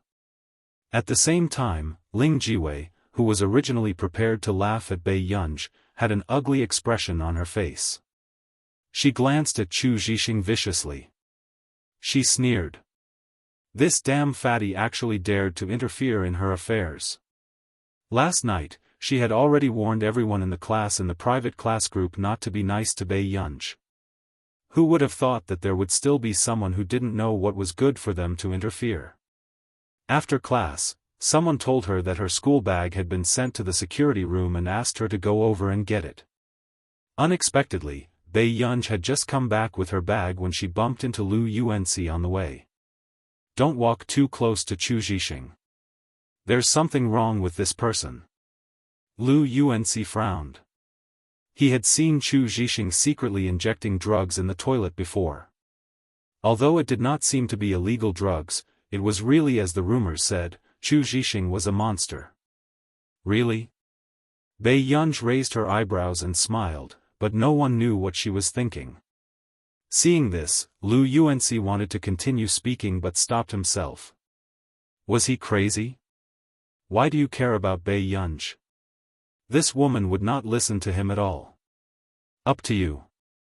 Lu Yuanci said expressionlessly and left. Noon. Bei Yunj was about to go back to the classroom after getting some water in the corridor. But suddenly, he heard a painful whimper from the corner. "Damn fatty, are you the only one who dares to meddle in other people's business?" It was Ling Jiwei's voice, sharp and mean. "I didn't see you so bold in the past, but now you've learned how to be a hero saving a damsel in distress." At this moment, Bei Yunj soon found out who might have been beaten up. She stopped in her tracks and quickly turned to the corner. At the blind spot of the surveillance camera, the chubby boy was covered in dirty water. Other than Ling Jiwei and the other two girls, there were a few other boys beside him who were kicking Chu Zhixing with all their might. He looked thin and tall, like a gangster. Let me go." The chubby boy's face was abnormally pale, as if he was suffering some kind of pain. He frowned and broke out in a cold sweat. "Sure. Son, kneel down and admit your mistake, and I'll let you go. How about that?" The skinny monkey-like boy deliberately mocked and humiliated him. He did not forget to add another kick to his foot. Chu Zhixing was in so much pain that his entire body trembled. "Look at this fat pig. He's trembling so much that his flesh is moving." Chapter 38. The skinny monkey-like boy took out his phone and aimed it at Chu Zhixing. "Come, look over here, fat pig. He smiled as he filmed and patted Chu Zhixing's head from time to time. I'm talking to you. However, Chu Zhixing's entire body was trembling as uncontrollable ruthlessness and gloominess appeared in his eyes from time to time. A voice kept echoing in his mind. Kill them. Kill them and everything would be fine. He should send these bastards to hell. Just as Chu Zhixing's eyes turned colder and the corners of his lips were about to curl up, suddenly, a familiar voice sounded by his ear. What are you doing? The evil and madness in Chu Zhixing's eyes dissipated instantly and he turned his head instinctively. Ling Jiwei and the rest also turned their heads instinctively. You still dare to come? I haven't settled the score with you for what happened last time. Ling Jiwei laughed coldly with a dark expression. Are you the one who bullied Wei Wei? The leading boy's eyes landed on Bei Yunj with ill intentions. He was indeed good-looking and even Qin Youjiao could not compare to him. Bei Yunj walked past him and stopped beside Chu Zhixing, glancing at him, who was in a terrible state. Who did this? Bei Yunj asked, pretending to be calm. Little girl, don't bother about seniors' matters. The boy had one hand in his pocket and the other holding his phone as he continued to film Chu Zhixing's face.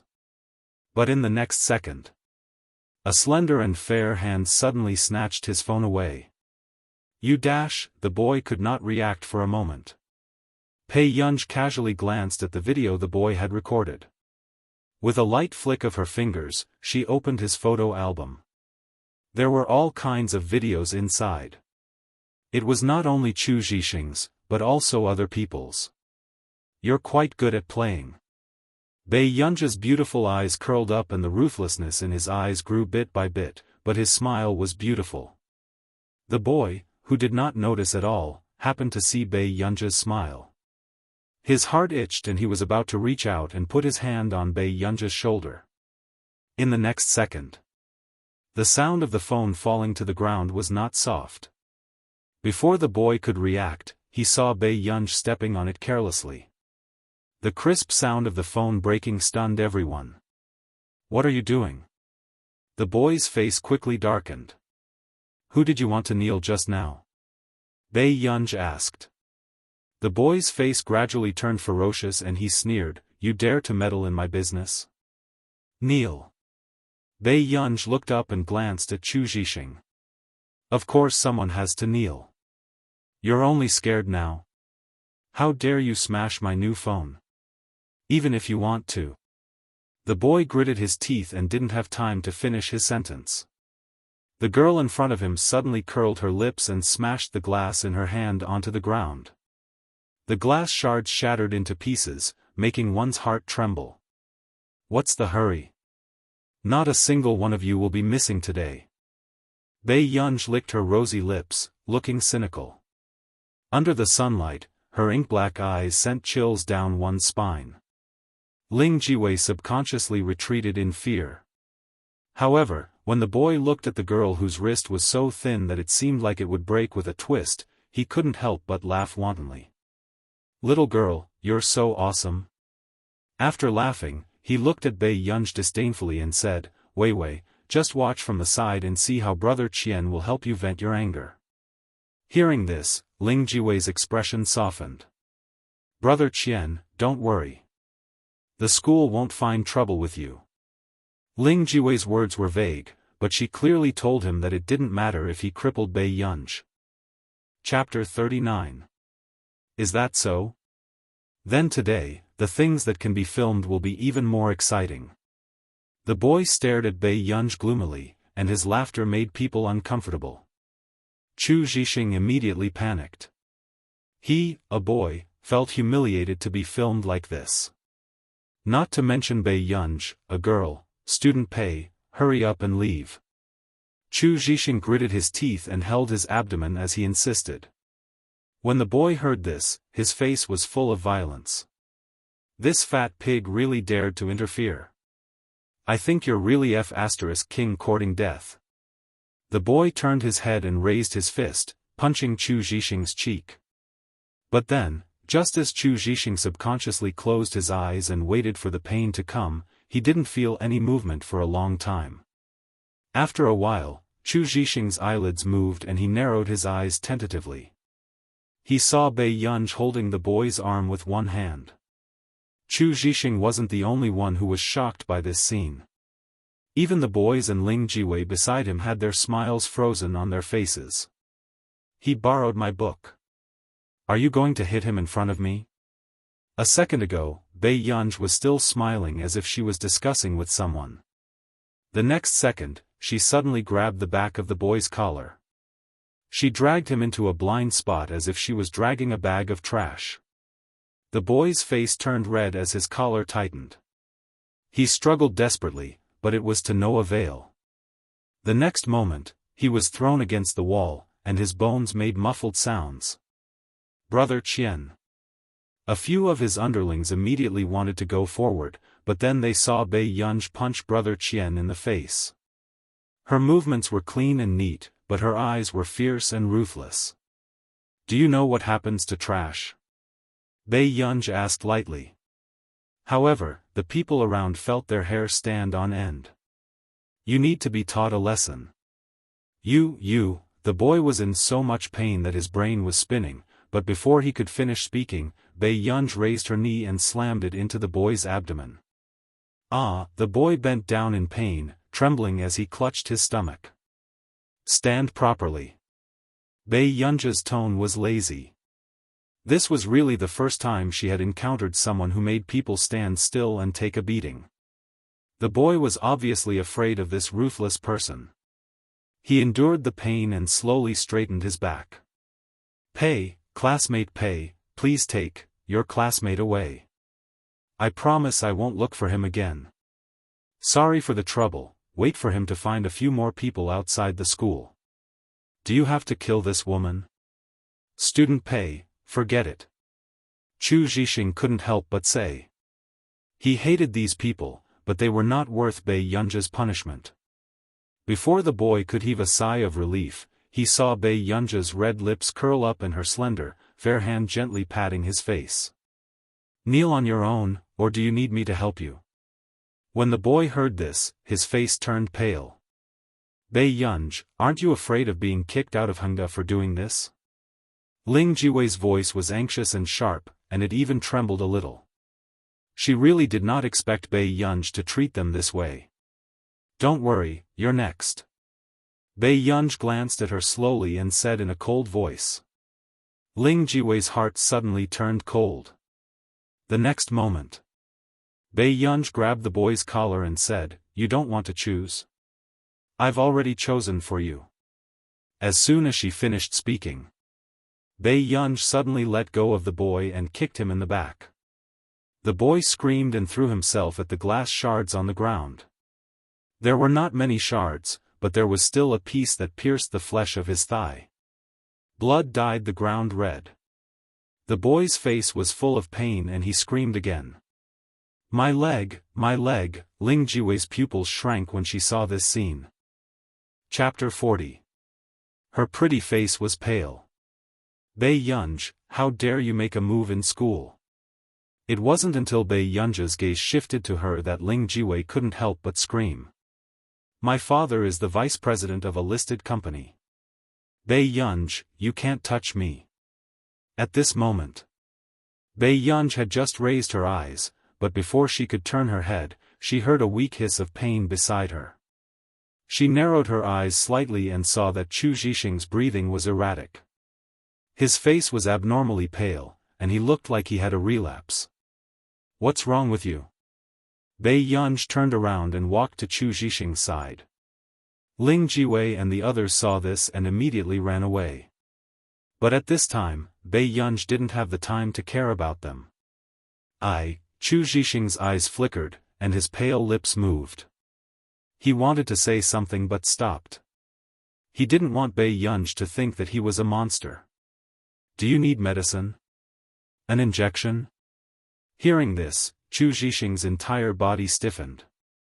In fact, Bei Yunj had noticed at first glance that there were several needle holes on the inside of Chu Zhixing's elbow.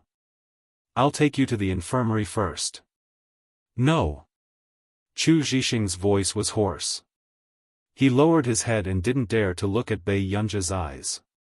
Even his biological mother was afraid and distant when she saw him having a relapse.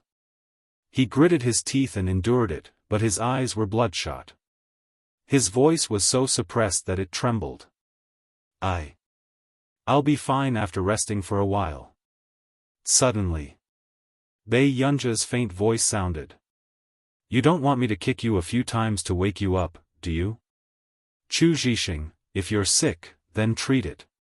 Do you understand? Who doesn't have illnesses and pains?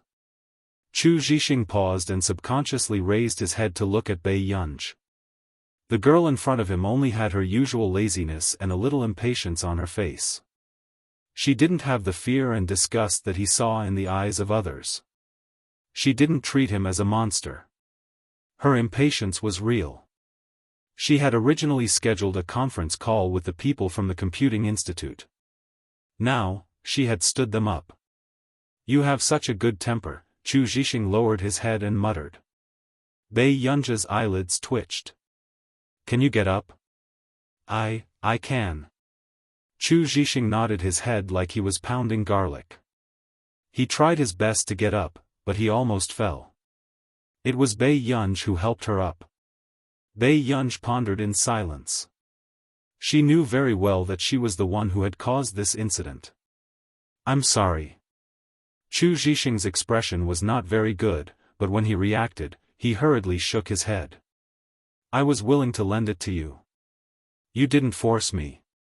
Bei Yunj glanced at him. A short while later. Just when Chu Zhixing thought that Bei Yunj did not want to speak, he heard her speak again. Next time, you can look for me if you need anything. Hearing this, Chu Zhixing's eyes almost turned hot. He gritted his teeth and looked at her hopefully. Can I follow you in the future? Infirmary. Bei Yunj had just sent a text message to the Computing Institute when she walked to the door. Classmate, did you send classmate Chu here? The infirmary teacher was a young woman with neat bangs. She looked gentle and cute and wore glasses. Yes.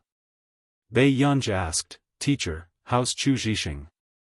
His condition is very bad, but fortunately, you sent him here in time. The infirmary teacher was helpless. This child is actually quite pitiful. He's bullied every 2 to 3 days. Has he always been injected with drugs? Yes. He rarely comes to the infirmary because he's afraid of being seen. Bei Yunj was deep in thought. Chu Zhixing, who was sitting on the hospital bed, looked gloomy. He thought about how Bei Yunj had rejected him just now. Chapter 41. Was it because he was too weak that classmate Pei didn't want to get close to him? Are you hungry? Bei Yunja's voice sounded. Chu Zhixing looked up and saw Bei Yunj biting on a lollipop as she placed the snacks in the plastic bag in front of him. Thank you. Chu Zhixing was flattered. Bei Yunja's quiet eyes were lowered as if she was thinking about something. Chu Zhixing didn't dare to make a sound for a moment. Then she asked, Do you want me to protect you? No.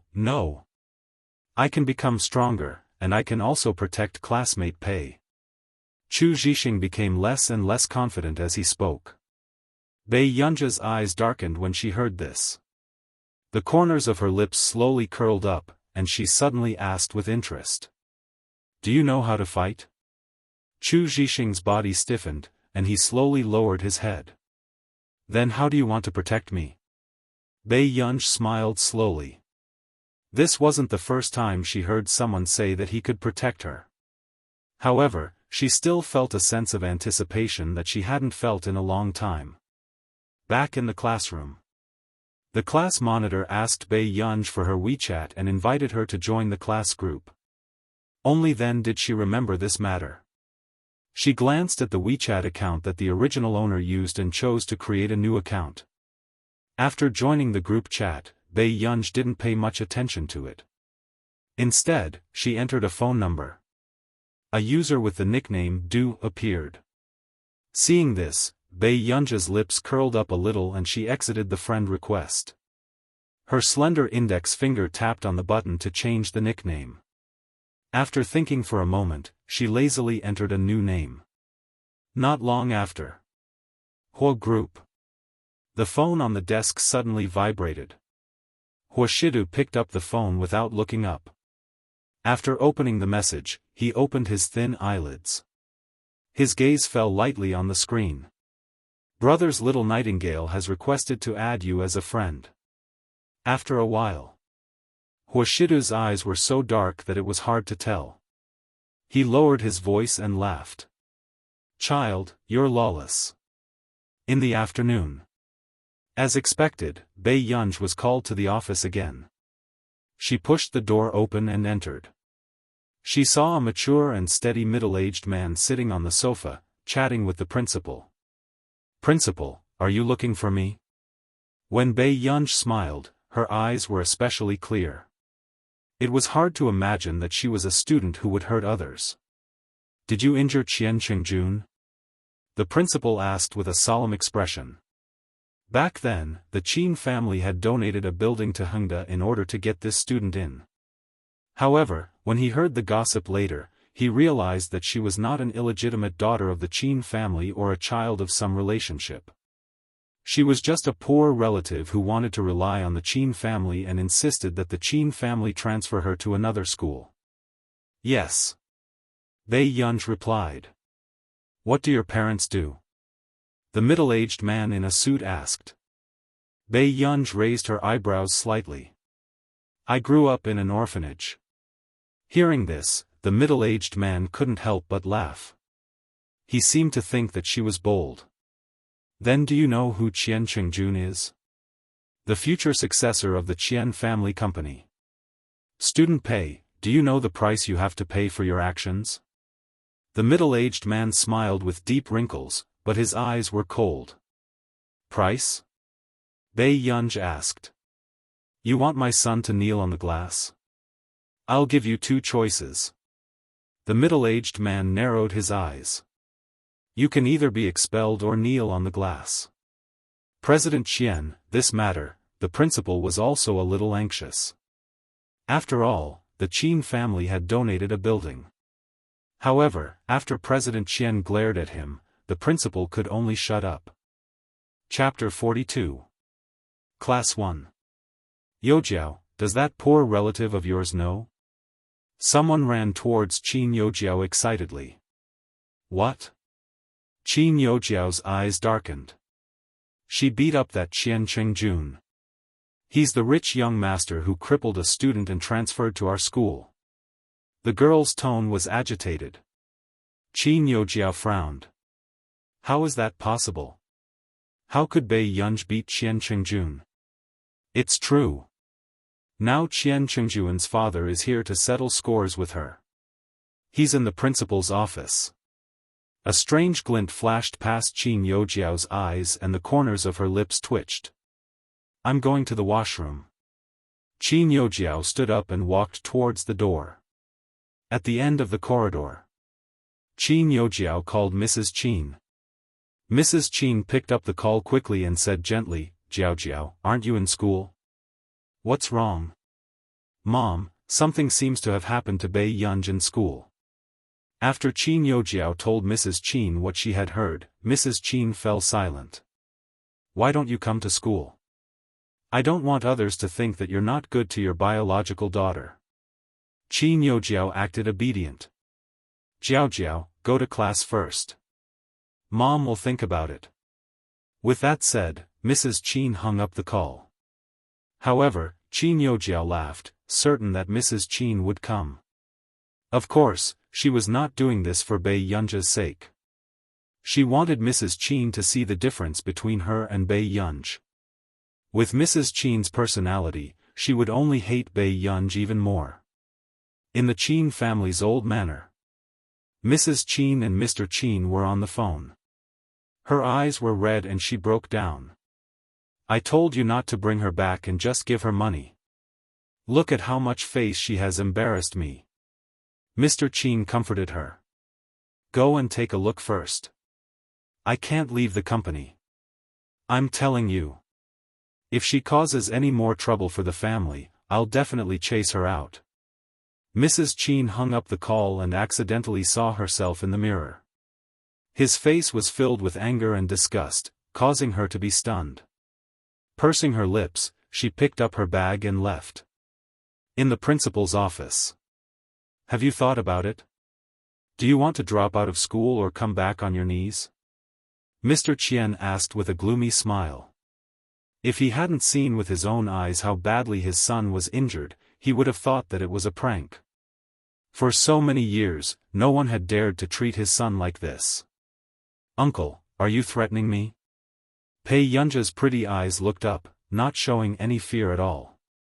Chairman Qian pursed his lips coldly. If you don't choose either of them, then I can only, before he could finish his sentence. There was a knock on the door. Everyone turned around. They did not expect the person to be Mother Qin. Mrs. Qin, why are you here? The principal's eyelids twitched. He didn't expect Mother Qin to come in person. Could it be that this poor relative was very favored in the Qin family? When Mother Qin saw Bei Yunja's nonchalant expression, she became even angrier. She restrained her impulse, walked forward coldly, and grabbed Bei Yunja's arm. Bei Yunj, do you not want to study at all? Do you want to be a good-for-nothing? The temperature in Bei Yunja's eyes gradually dropped. Mrs. Qin, please have some self-respect. Bei Yunj curled her lips into a half-smile and slowly pulled her hand away. Mother Qin saw this and couldn't help but laugh coldly. She was about to explode from Bei Yunja's stubborn attitude. Mrs. Qin. Chairman Qian was also surprised when he saw Mother Qin. Didn't this student say that she grew up in an orphanage? Chapter 43. Mrs. Qin took a deep breath and adjusted her image back to that of an elegant lady. President Qian. Mrs. Qin nodded slightly at President Qian. President Qian said, "This student is Mrs. Qin's." A trace of panic flashed past Mrs. Qin's eyes, but she forced herself to remain calm. "A girl I brought home some time ago." These words made Pei Yunj glance at her with a sneer, but she quickly looked away. Mrs. Qin had always doted on Qin Youjiao. She was even stronger than her other three brothers. Not to mention Bei Yunj, who came back halfway. Therefore, when Mr. Qin proposed to reveal Bei Yunja's identity, Mrs. Qin was the first to object. "I've heard about what happened between the two of you." Mrs. Qin took a deep breath and looked at Bei Yunj, saying expressionlessly, "If it's true, then let her bear the legal consequences." When she said this, Mrs. Qin kept staring at Bei Yunj. She was waiting for Bei Yunj to show weakness. Her hands were trembling. No matter what, this good-for-nothing person was her biological daughter. As long as Bei Yunj showed weakness, she would intervene and settle it. But in the future, she would transfer Bei Yunj to another school. She could not affect Jiao. At this moment, the door was suddenly kicked open. Qin Lang seemed to have run all the way here. He was panting and his short silver-gray hair was messy. "Where's Go-er?" Qin Lang was called over by the principal. When he saw Mrs. Qin, he was also surprised. "Mom?" Mrs. Qin's expression was terrible. "Why are you here?" Qin Lang's gaze gradually calmed down and he walked in front of Bei Yunj to face President Qian. "Do you have any evidence that Gu injured your son?" Qin Lang's tone was mocking and his handsome face was cold. "Qin Lang, shut up." Mrs. Qin's expression darkened. Qin Lang glanced at Mrs. Qin and snorted before he pulled Bei Yunja's hand. "Gu, let's go. Third brother will take you back." "Qin Lang, you." Mrs. Qin's eyes were almost red. At this moment, Bei Yunj did not move and broke free from his hand. "I did." Bei Yunj said calmly. Qin Lang's body stiffened. It took him a while to react. Tears welled up in his eyes. Gu was already unwilling to forgive him. Even if she had to bear the consequences, Gu did not want to have anything to do with him. "Gu, don't be afraid. Third brother will protect you, I'm warning you, Qin Lang. You only have one sister, and she's in class 1. Mother Qin interrupted coldly. Suddenly, Mr. Qian said, since he's a relative of the Qin family, let's just treat it as a small fight. As long as this student is willing to apologize to my son and take a detour when he sees my son in the future, I will treat it as if nothing happened. Mrs. Qin's eyes flashed and she asked coldly, Bei Yunj, do you admit your mistake? No need. Bei Yunj chuckled, and the corners of her bright red lips curled up. Someone needs to drop out of school. Good, good. Bei Yunj, you're really capable. Mrs. Qin was so angry that her head was spinning. How could she have given birth to such a person? Why couldn't she compare to Jiao? Student Pei, have you thought it through? Gloominess flashed across Mr. Qian's eyes as he hid a cold smile. There weren't many people who would be stupid at this juncture. However, it was best if he could avenge his son. Of course. Bei Yunj lowered her eyes and chuckled. Her slender index finger tapped lightly on the table. It was as if she was waiting for something. After that, before Mr. Qian could speak, 4 or 5 uniformed personnel suddenly rushed in. Hello, who is Qian Zhenya? Please follow us back to the Institute for Investigation. Chapter 44. Boss Qian was stunned by this situation. Looking for him? But he hadn't called the police yet. Looking for me? But I haven't contacted you yet, President Qian couldn't help but say. Hearing this, the investigator chuckled. Your son's matter has already caused such a big commotion. How long will it take for you to contact us? Wait, what do you mean by that? President Qian suddenly felt that something was wrong. Mrs. Qin also frowned and subconsciously looked at Bei Yunj. She still had a playful expression on her face. Mr. Qian, do you remember that your son's matter was also investigated by the police station last year? The investigator's eyes were filled with mockery. We didn't find any evidence of your son that time. But this time, the video of your son being a bully in school has spread on the school's Tieba forum. There are a total of 65 videos. Your son really doesn't do anything good in school. How is this possible? President Qian's face turned pale and his body froze. It's on the trending searches. Take a look for yourself on the way. The investigator looked at his watch. As his guardian, you should cooperate with the investigation now. It was indeed strange to talk about this matter. That trending search was ranked first after the top 3. Later, they wanted to take it down first to avoid aggravating the public's feelings, but the entire list was like a bug. They couldn't move it at all. As for the school's Tieba forum, they couldn't delete it even after contacting the administrator. This matter must have been caused by Qian Zhenya provoking someone he shouldn't have. He had kicked an iron board. In those videos that were posted, only the images of the victims were mosaicked. Qian Qingjuan's face was so clear that it was difficult to deny. Comrade, is this really not a misunderstanding? My son's matter last year has already been closed. The investigator sneered, his eyes cold. Closed? That child is still lying in the hospital. You think you can get his life back just by compensating him with some money? Hearing this, President Qian's mind was in a mess. His gaze happened to sweep across Bei Yunj.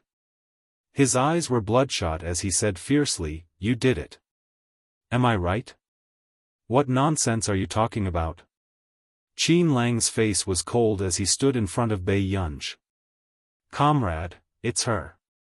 She's definitely the one who harmed my son. She sent my son to the hospital today. She should be the one to be arrested. Mr. Qian only had one son, and he doted on him a lot. How could he bear to see his son go to jail? When the investigator saw Bei Yunj, he couldn't help but frown. Was Qian Zhenya crazy? How could a high school student have the ability to hack the entire internet? Classmate, was it you who sent Qian Qingjun to the hospital? The investigator picked one that was still possible. Yes. Pei Yunja's red lips curled up calmly. Qian Qingjuan's injuries were not serious. In fact, the most he would receive was financial compensation. However, just as everyone was still in a daze, another voice suddenly sounded from the door. Classmate Pei hit him because he wanted to help me. Bei Yunja's fingertips moved slightly, and her charming and bright eyes moved to Chu Zhixing, whose face was flushed because he had run over. Brat, do you know what you're talking about? President Qian's face darkened. Chu Zhixing gritted his teeth and took off his school uniform shirt in front of them. The boy's fair skin was full of frightening bruises. I'm not lying. Chu Zhixing's expression was stubborn, and his fists were clenched so tightly that they were trembling. This scene made Mrs. Qin's expression change. She couldn't help but look at Bei Yunj. Chapter 45. The emotions in her eyes were complicated, as if she didn't expect that she would wrongly accuse Bei Yunj. You two brats. President Qian seemed to have been forced into a corner and flew into a rage out of humiliation. President Qian. Aren't you taking the Qin family too lightly? Qin Lang's gaze turned cold and threatening. President Qian's body stiffened. The Qin family was still not to be trifled with. As for Qin Mu's mother, she did not say anything after glancing at Qin Lang. The investigator asked the principal, "Principal, what do you think of the rest of the matter?" The principal quickly replied, okay, sorry to trouble you. In the end. Before President Qian left, his face was ashen as he glanced at Bei Yunj. When he saw her smiling red lips and waving at him, the taste of blood welled up in his throat. He was so angry that his brain swelled. After everyone left, Mrs. Qin pursed her lips and stood in front of Bei Yunj. Why didn't you tell me clearly? You believed me just because I said so? Bei Yunj looked at her calmly and chuckled. Mrs. Qin was stunned by her words. If there's nothing else, I'll go back to the classroom. Before Bei Yunj walked out of the principal's office, she heard Mrs. Qin ask in a deep voice. Are you not going home? My surname is not Qin. Where do you want me to go? Bei Yunja's tone was lazy, but there was no smile in her eyes. In the long corridor, Chu Zhixing tidied up his school uniform and immediately chased after Bei Yunj. He followed behind her at a distance.